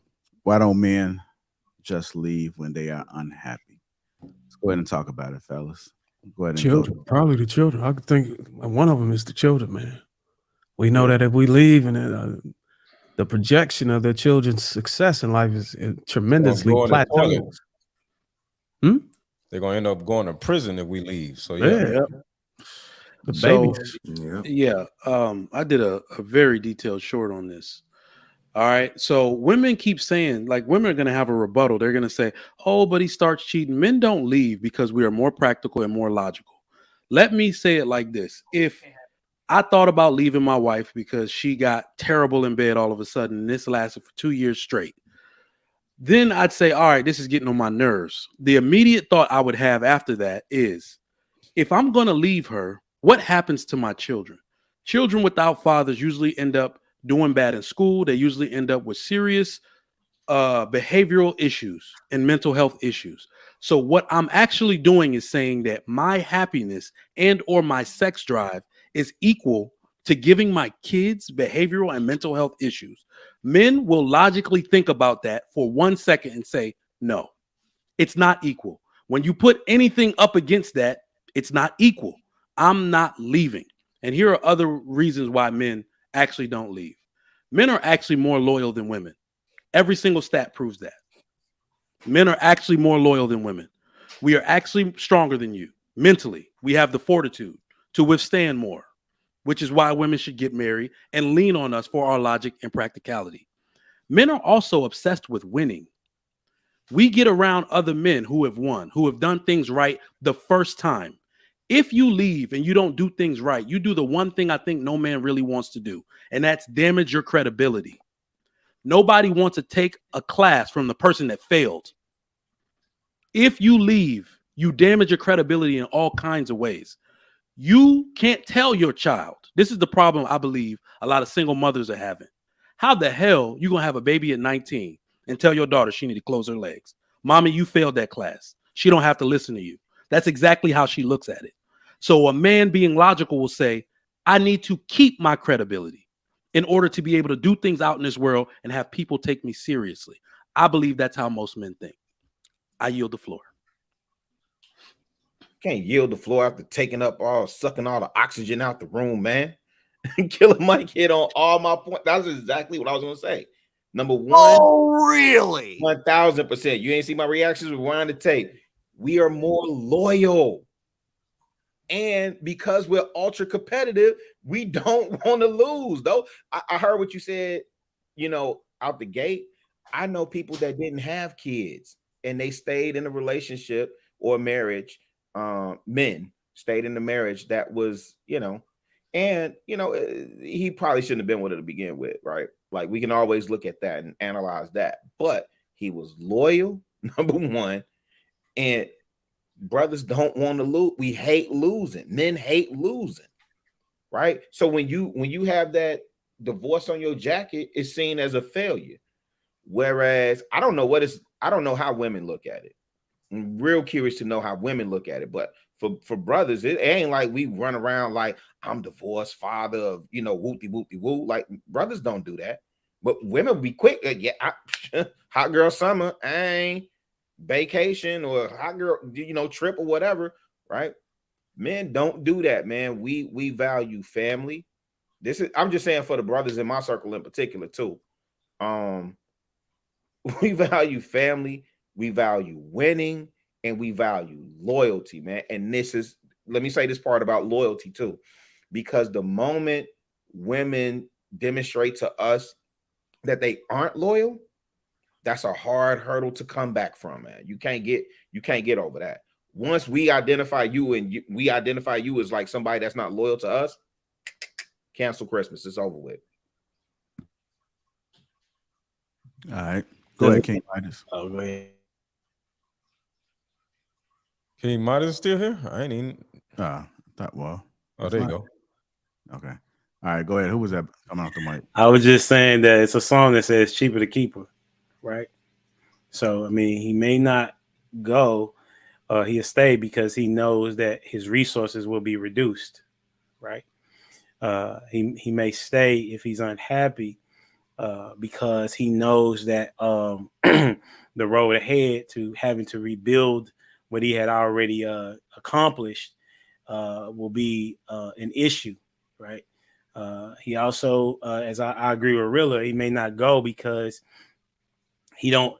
When a man has decided to marry a woman, in my opinion, in my estimation, he feels like he's made one of the greatest decisions of his life. Because men don't be wanting to necessarily be married, but then when they choose to be married, they're saying this woman is the one above all the other ones that wanted me or that were in the fray, if you will. And so if I have now have to say that I have to admit defeat because now we are getting a divorce or I am going to lose this relationship, I would say that's the reason why there was a couple of reasons why they would stay, even though they're unhappy, right? They don't want to lose either way, whether it's their legacy or their pride. I would say that. Okay. Go ahead, Mr. Lego. We stay because we value family. Women don't value family. They don't value anything. They just care about little stupid shit that children care about, which is how they feel. You know what I'm saying? So you can't expect me to take you seriously. They don't look at the bigger picture of anything. And that's the reason why it's important for us men to stay. Because if we don't stay, our children are going to suffer. So we look at our children as the sufferers of our wives. So think about this. If we can't stand a damn woman, right, and we have the ability to leave, if we do leave, guess who's stuck there dealing with this damn woman? Because if we can't stand her, our children can't stand her ass either. A lot of times, us fathers are the buffers between the mother and the child's mental and emotional well-being. Imagine a woman that's doing the majority of everything on her own.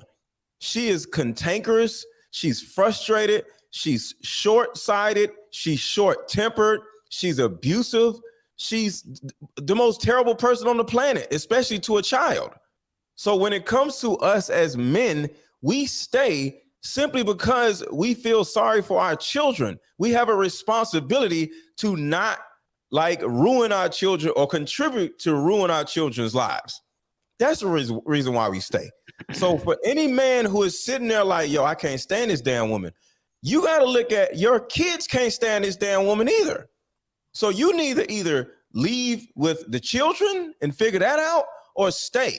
In most cases, you ain't going to be able to leave with the children because of the way the laws are. So we stay because we feel sorry for these damn children who will be forced to be stuck with this damn woman.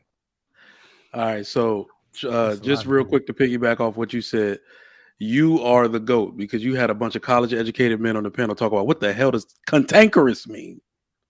I'm sitting over here like, God, that's a new one. I know what cantankerous mean, and I just put it in the back chat. He been watching. No, don't be impressed. He been watching Boondocks. How you gonna say I yield the floor? Then you don't know what cantankerous mean. He was watching. I'm one of those people. He playing Lego. That will admit when I don't know something. Y'all ninjas didn't know. No, that's really. Hold on, y'all. I yield the floor. I need to say that I yield the floor. Contentious, argumentative. You know, that's a Bardo, Mr. Let Go. You know how many men out there say I stayed for the kids? Absolutely. 1,000. You know how many men wait till their 1,000. son turn 18 and say, you know, I stayed for you, man. 1,000. I stayed for you. Because women are children. If you leave her, she's stuck with a tall child. I did 10 years. The young boys will respect you more if you wait till they're 18 and then say, hey, look, I stayed for you, but I got to go. They probably respect you more. No. Because now that they're 18, they can get the hell out too. I mean, because they don't. It depends on what the household the was children like. are able to get out also. I would assume that an 18-year-old is able to be like, okay, I know dad had to deal with a lot of shit. And the fact that he was willing to stay with mom until I was, had the right upbringing and he guided me, you know what I'm saying? Yeah, it just depends because if the mother and the father were adding to we don't like the damn. Wait, hold on, Bruiser. Here's my question. If we identify, well, let's say this, other coaches identify a young man entering into manhood, usually around 12 or 13, right? What's the difference for him seeing what mama does? He can see what mama does at 13. Some of them people, experience. But what mama does with her husband and what mama does without her husband is a big difference. Listen, I'm speaking from, because you hit on something, Let Go. So, always, for me, my people, this is another reason why I ain't been in these spaces so much, because I like to use myself as a real life experience. I've talked about being in the situation for 10 years that I wasn't supposed to be in, right? And the mother of my children, I was married to that woman for 10 years, right? And you exactly right, bro. That's why I talked about loyalty. I stayed down for 10 years in a situation like that prison, was really, right? You said what? She was like prison. You stayed down for 10 years. That's the way you said it. It kind of was, but the highlight of the day was like seeing my seeds, right? Yeah, like, if them kids wasn't there, if them kids wasn't there, really, I'd have been gone. I'd have been gone. Bro. See, we men have integrity. Men are more loyal. But that's what I'm saying, because now I have to deal with the aftermath. So to your point, Bruiser, I took the high road. I didn't defame this woman. I didn't. I don't talk bad about her, even on these panels. I don't talk bad about her, right? And there's a lot that I could say. However, when I talk to my seeds now, and they're older, they understood at 13, 12, 10 years old, because they tell me these things. So I don't think it takes for them to get to 18 to understand it. They understand it at 12. When you was 5 years old, 7 years old, and a fight was happening in the house, you knew who was in the right and who was in the wrong, who was doing the yelling, who was calm. You knew what was going on. Well, it's not so much. That's not all of them ain't like that. Some parents shield that stuff, and the kids are blindsided by the divorce. Yeah, after I agree. But it's also not agree. The contentious stuff that we're talking about. Losing access to a parent, losing the efficiency in your home is also a big deal for school-age children. If one parent not there, activities are getting missed. All that stuff is getting missed. Homework not getting at checked. risk. So But it's not exactly. so much of them not being able to understand until they reach 18.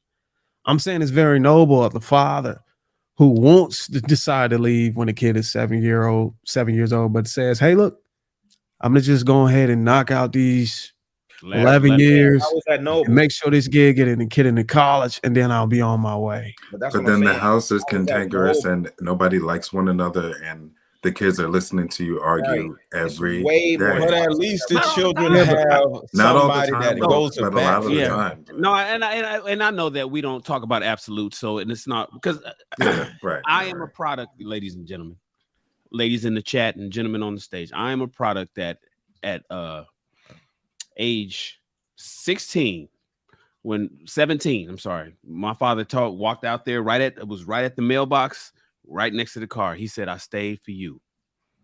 And I had no idea. I was like, what do you mean stay? What the hell? What are y'all breaking up? Now they didn't break up. Yeah. They ended up rocking for the next 30 plus 40 years until my father died in 2021. But at the time they was splitting up. And my father was like 48, my mom was like 42, and I'm like this 16-year-old kid. And I'm like, what are you talking about? I ain't never heard y'all argue. I ain't never heard y'all fight about nothing. It was just routine. My childhood was wonderful. And the whole time, and now when me and my mom talk about it, they say, oh yeah, we didn't let you see none of that. If we heard you coming downstairs, everything was shut down and we looked like everything was a happy home. So sometimes it is a toxic house and the kids is watching mom and dad fight and mom is unhappy, but dad is just still staying there. And sometimes dad is dying inside, quietly dying and just just sucking it up and just dealing with this woman that he would leave any other circumstance other than the fact his kids is in the room down the hall. And if it wasn't for them kids, he'd be gone. But because they're there, he just like, oh, I'm gonna just grin and bear it. But the moment I don't have to, I am out of here. So my question is then, why doesn't the man take his kids? Oh man, that's a whole nother subject. So then y'all gonna cower out? No, you got to go through family court. Let me answer the question. What Because it happened with me. I wanted the kids to stay, right?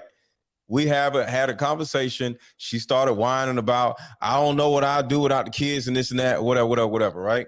I was like, all right, cool.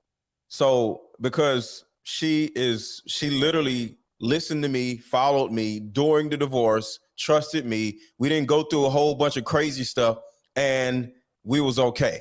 So since she cooperated, even during, the craziest part of our lives, I cooperated with her.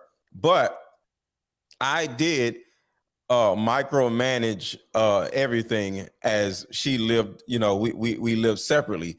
And the micromanaging actually came to the point where I help facilitate her finding a new husband. So with my situation, I actually made sure everything was managed properly until I put this woman in the hands of another man that is trustworthy to help all of us, put this whole thing back together. And to this day, my ex-wife is still married. Miss Lego was like, I need somebody else to. Oh yeah, I was like, all right, we gotta find you somebody else because you ain't gonna be no single mom out here. No, we need to find somebody else to manage your life because your ass ain't gonna be out here ruining my damn kids by yourself. You mean to tell me that woman let you do that? What are you talking about? Most of these women ain't allowing you to. I don't get with most of these women. I always say, the woman I'm with, just like what Ali was saying, some 200,000 followers. You get with me, you're going to sit your ass down and you're going to listen, period. Even during a divorce, period. All right, so can we answer my question? Why not take the kids? It doesn't change what I'm asking. I think Ali, the answer notion that. that women Ali, can beat no. up their You're kids. staying. You're saying you're staying. That's not what I was going. You're staying because of the kids. Then Mhm. why not just take your kids? So let Family me court. say this. Family Let me say court. this. That's devilish. Wait. Let me say this. Let me Family answer that. court. Let me say this. I think Texas is the most, and recently the most father-friendly state. It is. My kids got a cap on child support at $2,000 on $2,000 cap. 2,500.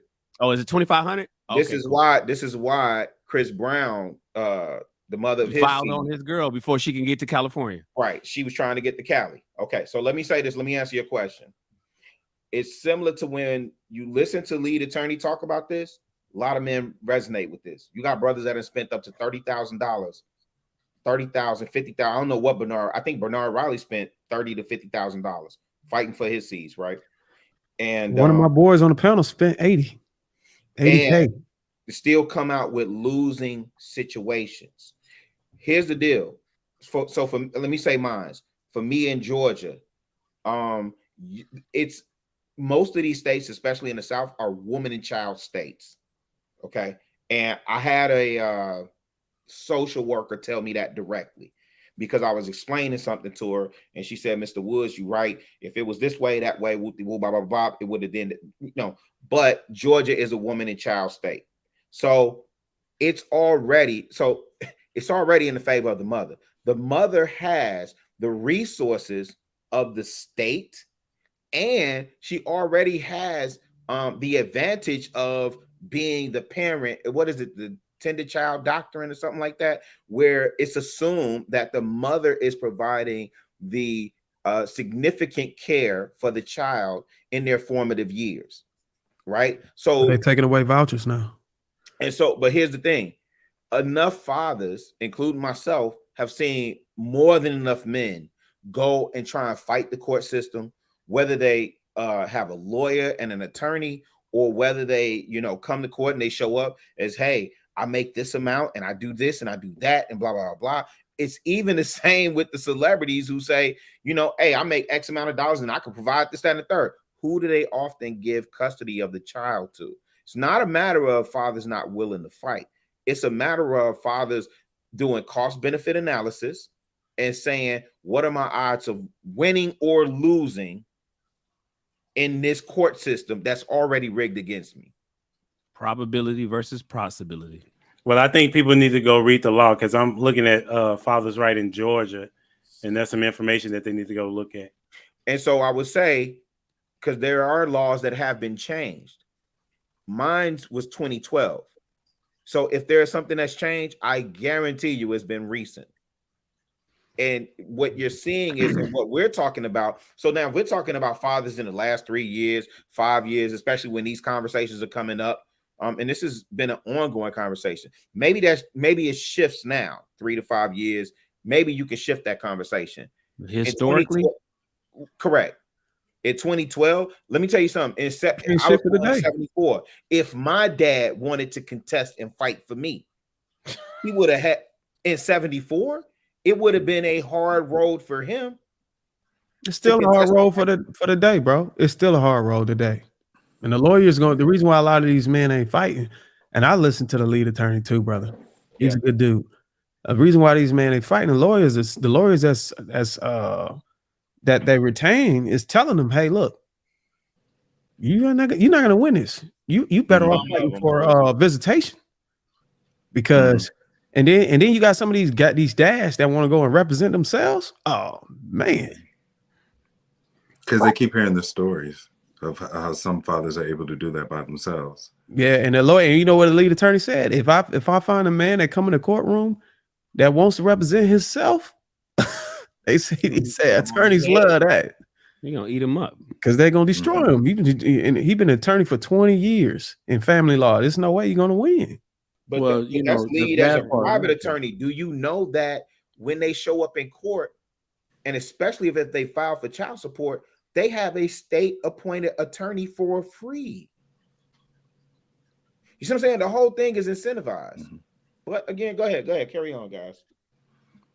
No, it's interesting that you were saying that in terms of the father-friendly states. I just looked it up, and it's most of the states in the Northeast and several in the Midwest are actually very father friendly, and they give it a ranking and a score. So it's really interesting because I never even thought about that.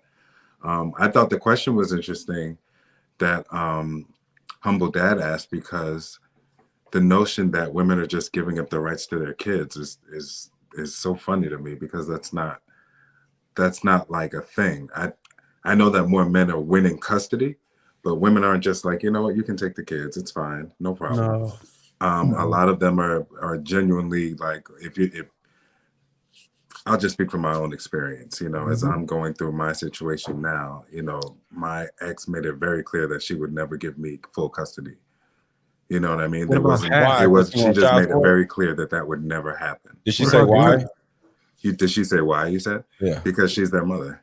What about that was joint genuinely custody? her reason. What about joint custody? Oh yeah, no, that's what we're doing, because I said I would never like not have joint custody of my kids. That's not gonna happen. What state are you in? And I'm in Maryland. Okay. And we're very kind of like, you know, towards it's number 12 in terms of father friendly. And I've already looked up all the laws and, you know what I mean, and everything. So I feel pretty confident in that. So I'm not concerned about that aspect of it as much, but you know. She's not going to challenge you on joint custody though, right? You said, would she challenge me, you said? Did she plan to challenge you? No. Okay, you good to go then. So you're saying that what's your because understanding of what you're saying joint because custody is, though, Bruiser? I'm sorry, Humble Dad. Just really quick, Bruiser. What is your understanding of what joint custody is? Because for me in Georgia, joint custody, that you're just talking visits. I think most people think it as visitation or split time between houses.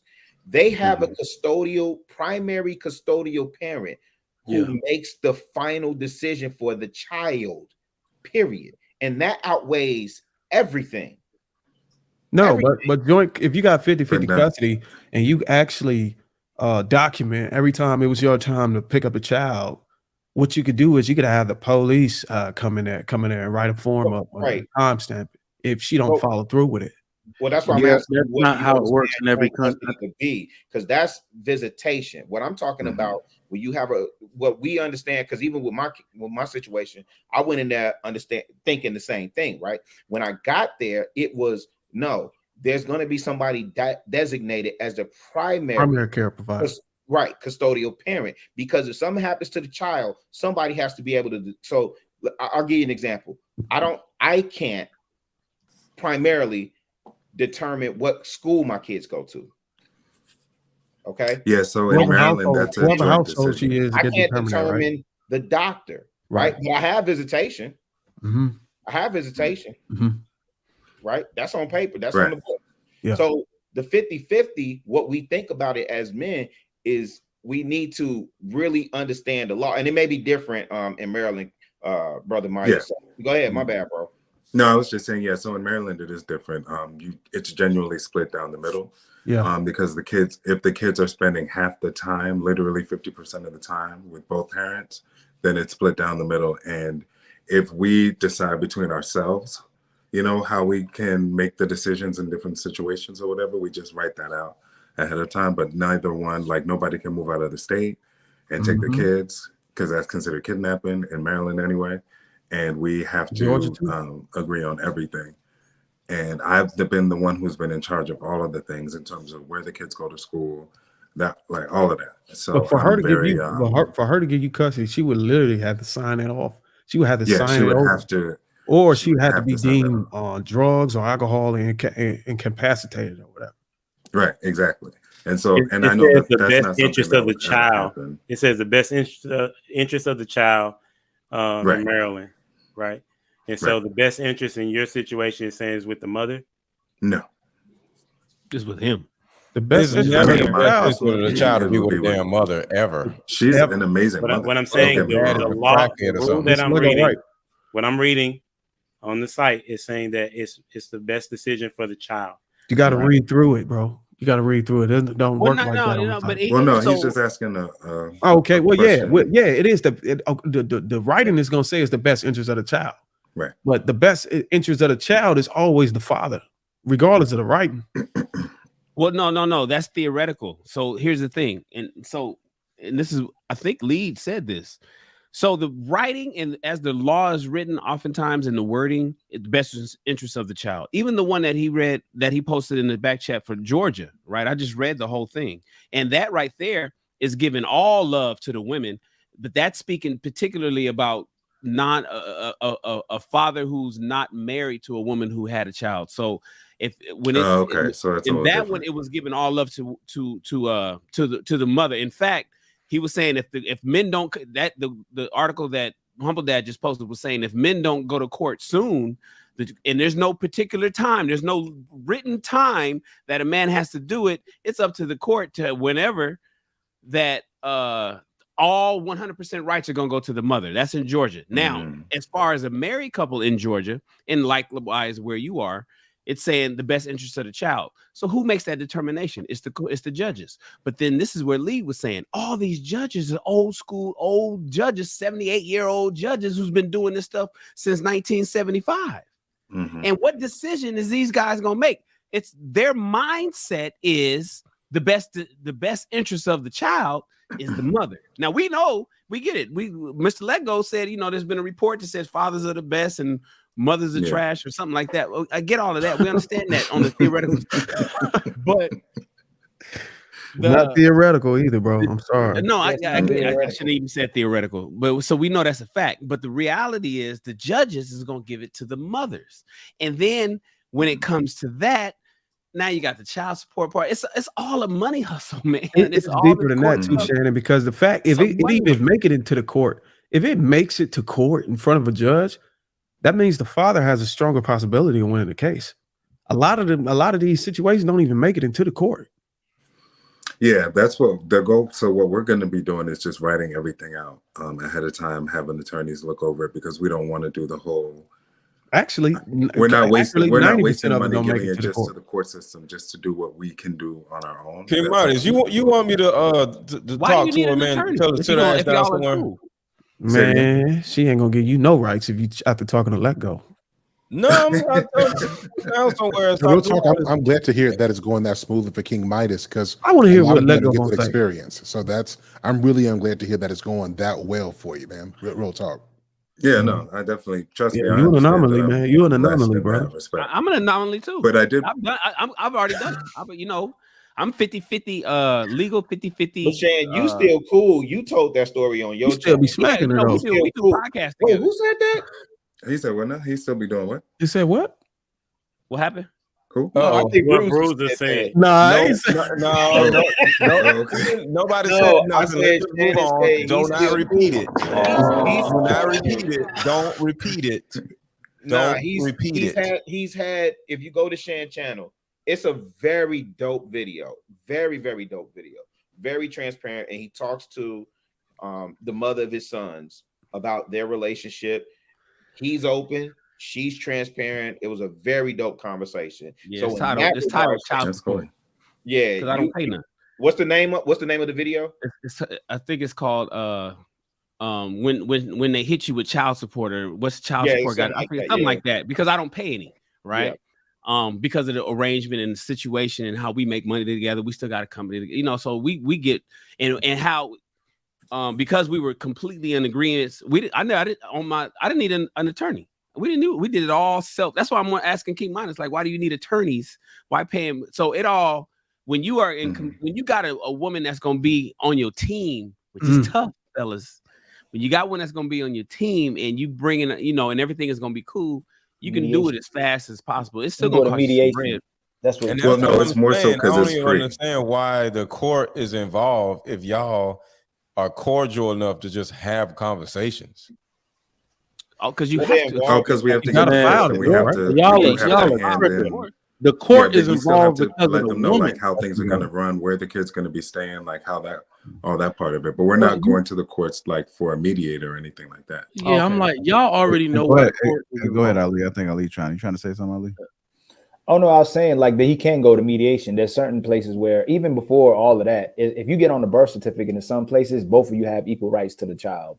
But then if you don't have equal rights sometimes to the child, you got to get the affidavit of parentage and get the DNA test and then petition the court. But when you petition the court, then you can do mediation, and you can file with the mediation without having going to. That's what they're saying, without having to go with an attorney. If y'all can make an agreement, it'll be filed in court, and you don't have to worry about paying anybody. But if y'all can't agree, then you go to court, and then you worry about. Can we attack this false narrative that they keep saying? Women keep saying, men don't have time to have full custody. That's why they're not trying to get full custody, because they don't have the time to take care of the kid. Bullshit, dog. They don't know. I don't think a lot of them Real just quick, don't I know did the law. want to give the reason to the answer to the question in terms of why men stay. I did want to share real quick. I was just gonna say, can y'all hear me? Yeah, go ahead. Oh, okay. Yeah, no, I was just gonna say real quick. I think part of the reason that we stay also is because of what I think Shan or somebody was mentioning earlier, like the duty and the not. I grew up in the same era from the standpoint of not expecting anything in return for everything, for giving out everything. And you stay because that's what you're supposed to do. You know what I'm saying? Like no cheating, no infidelity, none of that kind of stuff or whatever. And you stay even when you're miserable because that's what you're supposed to do. That's what you do. That's what you do, exactly. And it really, honestly, I think because we all know most of the divorces happening are people 45 and up, right? And so it's the people who've been married the longest, the Gen Xers and the boomers. And it's because people are understanding now, like, you know what, I don't actually have to stay miserable if I don't want to. And I think more women are doing it than men, but I think men are going to start making the same decisions because after a while, it's like, if I even decide to do this in the first place, I feel like brothers are just going to start being like, you know what, before she does it to me, I'm going to do it to her. So I don't know. But I definitely think we've never really expected much out of marriage. You never, maybe, I don't know if y'all grandfathers, you know, my family's Jamaican, but there was never, oh my God, marriage did so much for me in terms of giving me kids. Like kids was pretty much the only thing my grandfathers ever talked about, kind of getting out of marriage for the most part. Because outside of that, they just worked. I think we don't give men enough credit that I think we do a really good job of putting happiness in the right priority. I think men we do a much better job than women do. So the reason we don't leave when we're unhappy is because that's not the first thing we're thinking about when we have responsibilities. And I think men, we need to like own that. Like that's a part of our development and our masculinity that I don't think we get enough praise for. Like if men prioritized our happiness, the divorce rate would be way different because we're considering our needs and ourselves. The fact that we can put happiness third, or we can even say things like this: give me about 20 years after these kids are raised, then I'm gonna be able to go and do what we can delay that happiness. That's why we stick around, because our responsibility is more important than how we feel in the moment. And if there are some times where you can be unhappy and be like, you know what, I'm sick of this. You cool down for a minute, you call your guy, go get a beer or something, and then you ground yourself and you get back to work, because that's just what men do. And society should thank men for being that way, because we keep stuff going. I know we shout out to all the good mothers, but what keeps society running is great fathers who take stuff and we take it and we find a way to build from it because we want to build stronger children. And so any woman who's out there who has a strong father who you don't put him through some crap and he's stuck in there, you ought to really give that man some credit and make sure he gets whatever he wants to, because the fact that that man stayed literally changed society. The fact that he stayed there with those kids. So all you women out there who's got a father who's like that, don't be stupid and think that you can just go replace him and go find somebody else, because a good father, you don't just get those. Those are not men who just wake up. Those are men who were built and grow into that. And so y'all respect those men who are like that. So men don't leave because happiness is not our first priority. It's not even second. Gospel truth. Yeah. It don't really even be on the list. That's stuff right there. It's not even third. So hell sound like he's gonna break off into a Marvin Sapp song after that. I don't think I've ever sat around and worrying about my damn happiness ever in life. Like the shit is stupid to be sitting around like, I'm not happy, so I'm like, anybody think about it mess? So yeah. Should we though? But that's part of the issue though, like, right? Should somebody had to bring it up to me for me to even think about that? Like, hold on, what'd you say, Shannon? No, I'm saying that's how we all are. It's like, man, I don't even buy clothes, but y'all got all this shit. I just wear the same. I keep I'm simple. My life, I'm taking care of you. What you want for your birthday? And look at your birthday compared to what I got on my birthday. Look what you got on Mother's Day compared to what I got on Father's Day. Look at what your gifts because were the on thing Christmas. that fulfills My us Christmas is gifts everybody was paid around for us with being my money taken and care shit. of. Exactly. So here's my question. So here's my Everybody question. around us being taken care of is what makes us happy. Exactly. So, but here's the thing. Should we shift our happiness focus on watching others be happy to actually us? Should we start doing that? I don't think it's that easy for one, and that would make us women. So hell no. And that to Shannon's point, because that's a really good not how question. we're wired. But listen, it's a good we're question, not even though. wired that way. We're not wired. We're being socialized that way. Yeah, we are being socialized. Well, it does kind of help building the internal happiness. But you know what? Because what brings let go happiness? One at a time. You know what brings let go happiness? And what he prioritizes? Oh, here we go.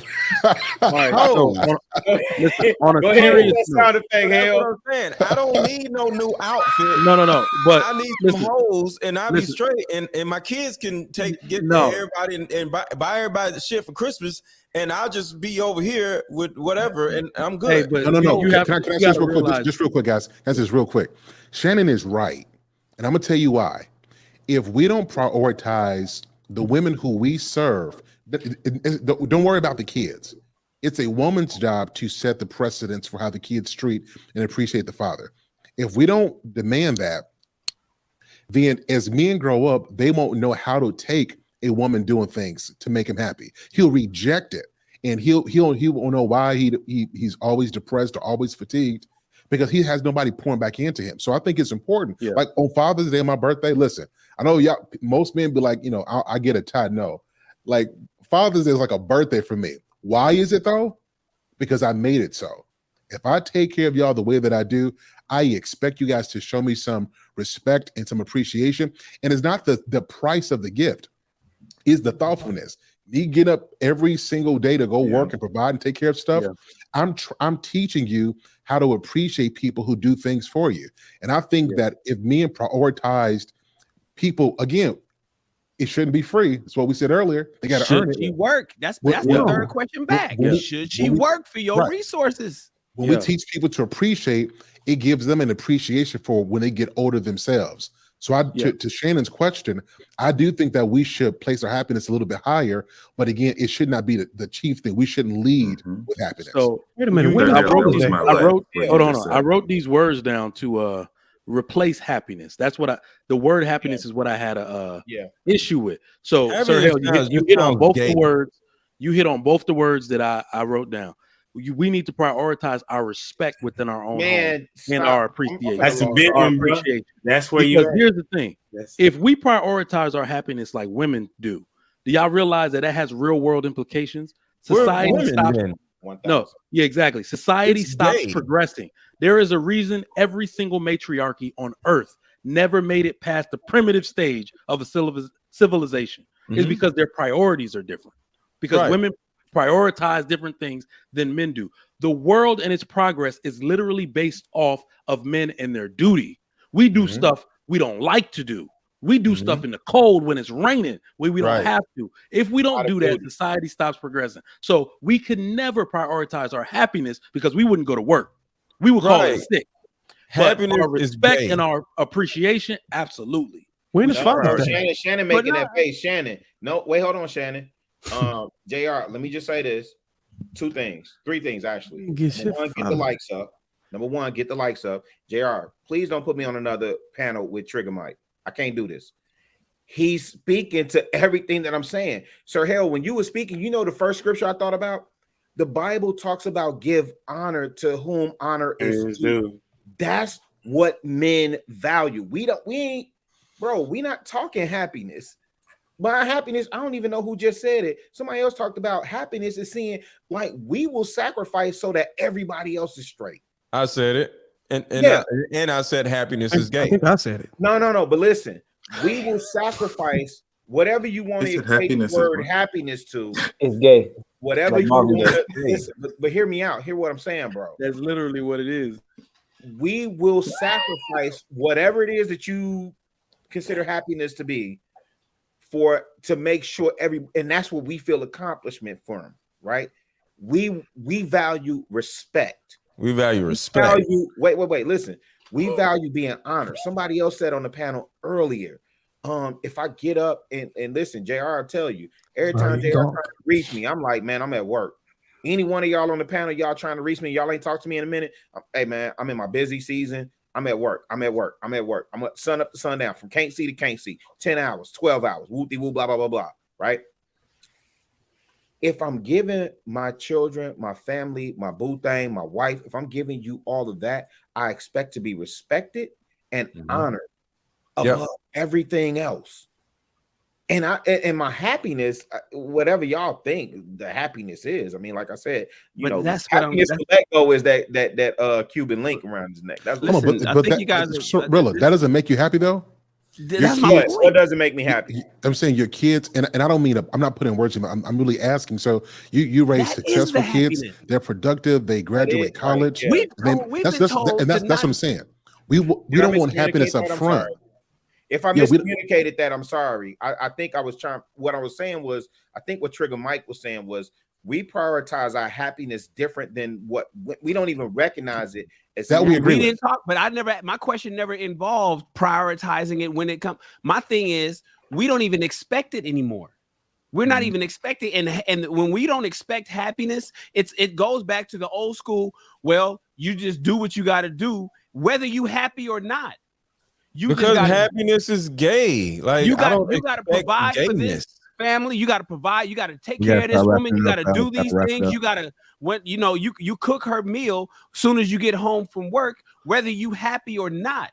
And I'm simply saying, as Sir Hell, I believe, is saying, well, wait a minute. Shouldn't my happiness be involved? Because that goes back to the question that we just asked. Should a woman earn your resources? Should she earn what you're doing? And if she's gonna earn that, what you've given me to be able to pour into you, make the kids happy, make you happy, do the things that makes the house go good. I need to be happy about doing that. And it has nothing to do with going and building the world. Building is what I do. I like doing it. I'll do it in my spare time. That's what we do. We create, we cultivate, we build. We have toolboxes. We go to Home Depot. Home Depot at our age is probably like is a fucking happy place, right? I am excited going to Lowe's and Home Depot every time I go, right? Just looking at new stuff. Just looking at new stuff that I think I want to buy. I throw it in the cart. Just be like, what you're saying makes me happy. That's Shannon Rich. But here's the thing. If I'm not at Home Depot buying stuff, you know what I was historically told? Save that money and buy your wife a diamond ring. Should I buy her a diamond ring, or should I give me a new saw? I want a new saw. But no, I'm supposed to buy her a diamond ring and forego buying me this new table saw or this new drill or whatever, because I need to make her happy. So now I'm sad because I can't get the stuff that I want, even though I'm working all day. Do you know what table saw is not going to make you happy? It's going to actually put you in a position where you're more serviceable, or it's going to help you become no. Mr. Lego, Shannon's right. Shannon's right. But the one thing I do notice, Shan, is that men actually, in ways, if you have a healthy outlet to do so, men can actually prioritize their own happiness so their family doesn't have to do so. Because check this out. I will do all this stuff for my family, do all this stuff for my woman. I'll be present to make them all happy. But I'm buying me some new guns, though. As long as you don't mess with me while I'm in here doing it, I prioritize my own happiness. It's simple. I do not care where it comes from or who provides it. My question was, should men start being more happy than they have been traditionally? What my man, Mr. Lego, was saying, look, man, that's not, I'm out here working, and I'm working for the. That sounds like what I grew up on in the 80s. You know what? No, men actually do. Whether I buy my new drill at Home Depot, or whether she buys my new drill at Home Depot, I'm happy I got a new drill. You know what? I'm happy. It makes you more serviceable. Just think about that part. We get fulfillment from being able to build or provide for our environment. A drill, a gun. These are things that help us become better servicemen for our environment is all I'm saying. So your happiness still comes from providing some type of protection or production. And that's all I'm saying. It still I agree goes with back that. to the same manly type of shit. That's the difference. Women want happiness is gained. initially, men want it on the back end. Just as long as we know it's coming. I agree with that. You know, how many men get scolded for playing? I saw this one clip of this woman. She came and her boyfriend was sitting in the chair playing PlayStation or Xbox or something, and she came and unplugged the TV, and he was like, "Oh," he stood up, and she said, "That's all you do," and he said, "That's all I have." I don't know if you guys saw that clip, right? But he was saying that's all I had. That playing games to him brought him joy. But he took care of everything. He made sure the house is fine. He paid all the bills. And the point is, this is what makes me happy. But to her, you're unplugged the PlayStation. You don't need to do PlayStation because my happiness is all that's important for you. And that's what we've been told. So I don't date men. You know how many women out there are saying, I don't mess with men that's on video games. I don't mess with men that goes and spend time with his boy. Don't go ball with your boys on Sunday, but going to the court and balling with my boys every Sunday, that brings me joy. That's my time. No, you need to be here. And we were told to be here and to do everything for her. And that's supposed to make us happy. And I'm simply saying, we can't go to the gym. We can't play video games. I don't play them. We can't work on our car. You know how many dudes just want to go outside and work on their car? It don't need to get fixed, but we just want to work on some shit. I used to love working on my You car. have a woman that says you can't do something because it brings you an outlet. That's a red flag. You know what I'm saying? That's you a should fact. not be with a woman that has an issue with you having an outlet. Yeah, she's a narcissistic. Or they're going to tell you, Shan, that you're not doing something in the household. That's why she's unhappy. I understand when they talk about the video. We got to go and wrap it up, man. What is my last little thing I want to say, man? Yeah, right. True happiness on my end. Last thing, and then we're gonna be here another half an hour. Yeah, women and children and happiness. I didn't get the answer, Bruce. You gotta let it go sometime. Damn, man. All right. Let it where they flow. Right. Go ahead, Ali, and then we'll let Bruce close us out. Go ahead. Oh, it's all right. I mean, at the end of the day, I believe that a lot of people don't even know what happiness is. And I think a lot of us pretend to be happy, but I think our duty essentially to each other is what brings us happiness, like a lot of the brothers are saying, especially to men. So I think a lot of men stay because they truly do love others for their survival and for for a society run, you know, all of us. And essentially, there's no reason to even go into other topics I was going to talk about, because how many men essentially are really happy? You know, how many men are loved? How many men are valued? How many men all they get when they get home is the big piece of chicken? It's like, and you know, seeing during holidays, the dads don't really, watching my fathers, watching my uncles, they didn't really get for what we saw. I think a lot of what Bruiser said in past panels where we deviated from what really matters. I think we didn't see a lot of what the mothers and those women at that time, the way they appreciated and valued a man. I don't think maybe we didn't see that. I think I saw my mother do it a lot, and I saw my grandmothers do it too. But I think at the end of the day, a man has a biological duty to society, and he puts everyone before himself. And I think that's why a lot of people, like Mr. Letgo said, once we start thinking in a feminine manner, which not taking away from what Ms. Shan said too, I think happiness does matter, but then society would just fade away. There would be no society. So men put society running and everyone's survival in front of their own survival. So I think that's why a lot of people. That's our job. Yeah, it's our job. And then my last comment is, go ahead and close my last comment is, what makes a man happy, usually no one can see. No one can see that. But the happiness that everybody else can see is seeing those who got, you know, my last name flourish. That's it in a nutshell. All right. Yeah, children and happiness is gay. Ali, you just told me you gotta let him go. One thing, let me just say one thing. Ali, we gotta go to bed, man. Listen, you should get some shirts. Everybody gotta move on all the time, man. Come on, man. We gotta go. We gotta talk about. Go ahead, JR. Go ahead, JR. We good, Sir Hale? Gonna make me happy. Good. No, sir. We got beef. I'm doing a reaction video to you right after this stream. I'm doing a reaction video to all of y'all in the beginning. I didn't know all y'all love hoes like that, but go ahead, bro. $7.99. Hoes, Women initiate hoes, divorce gold most diggers. of the time, and they put themselves before family. Joy Harper fat out says Ricky has every man on the panel saying right after everything, the most overused word of 2020. LOL. False. I said it like 30 Shout out times. to the Real Bravado Network with the $50. You got that money. You have to know what custody means in your state. In Wisconsin, custody means decision making. In 2000, Wisconsin gives the father automatic joint custody at paternity. My body. This is said finally mature talk with for the mature panel. It's late for JR. That nigga said my body. That was nobody. It's calling. Check out of LLC 499. Awesome River says marriage in America is like Korea dynamite, light up, waiting to explode. When she feels some type of way, you are up, bro. Antoine, $20 also member says, y'all okay with spending thousands of dollars with a gold digger, but won't spend thousands of dollars to fight for your seed. I'm an average working man and fought for mine. 6 months to 18 years old. Fight kings. Antoine, where you at, bro? Auto LLC 999 a member says, I believe and I'm convinced promote single American, promote single mothers. They make profits out of men and they don't encourage marriage. I think that's all the super chats, man. I just want to say thank you guys on the panel, first of all, and also thank the people that has watched. If you wasn't in the chat, thank you guys as well. Make sure you guys follow everybody on the individual platforms. Trigger Mike, Chicago Gorilla, Sir Hell, Mr. Let Go, King Midas, Bruiser, Shannon Rawls, Dr. Humble Dad, and Ali. Again, I appreciate you guys' perspectives, man. A lot of gems.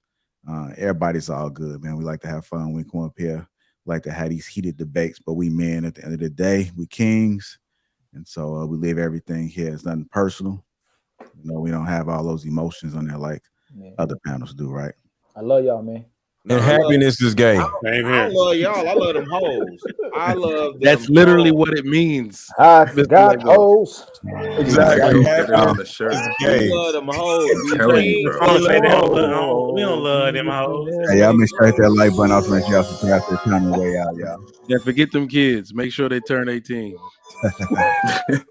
And then talk to them. For the hoes. One time for the hoes. Praise the Lord.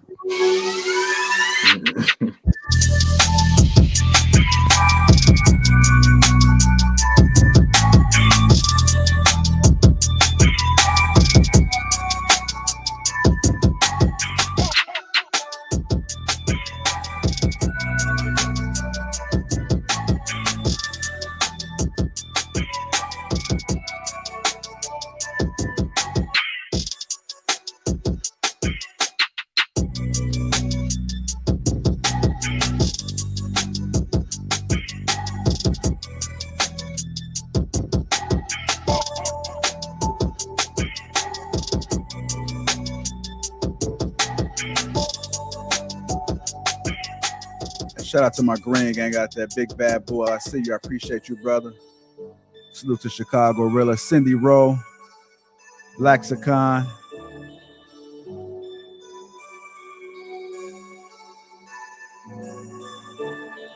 I see you, E. Hidden Gems. I9 King Colin.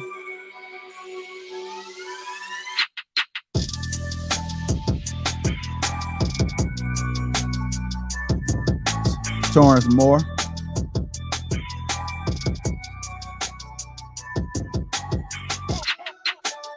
Carlisle. Shout out to all the Green Gang that's in the chat right now. Salute to you guys. I appreciate you guys. Thank you.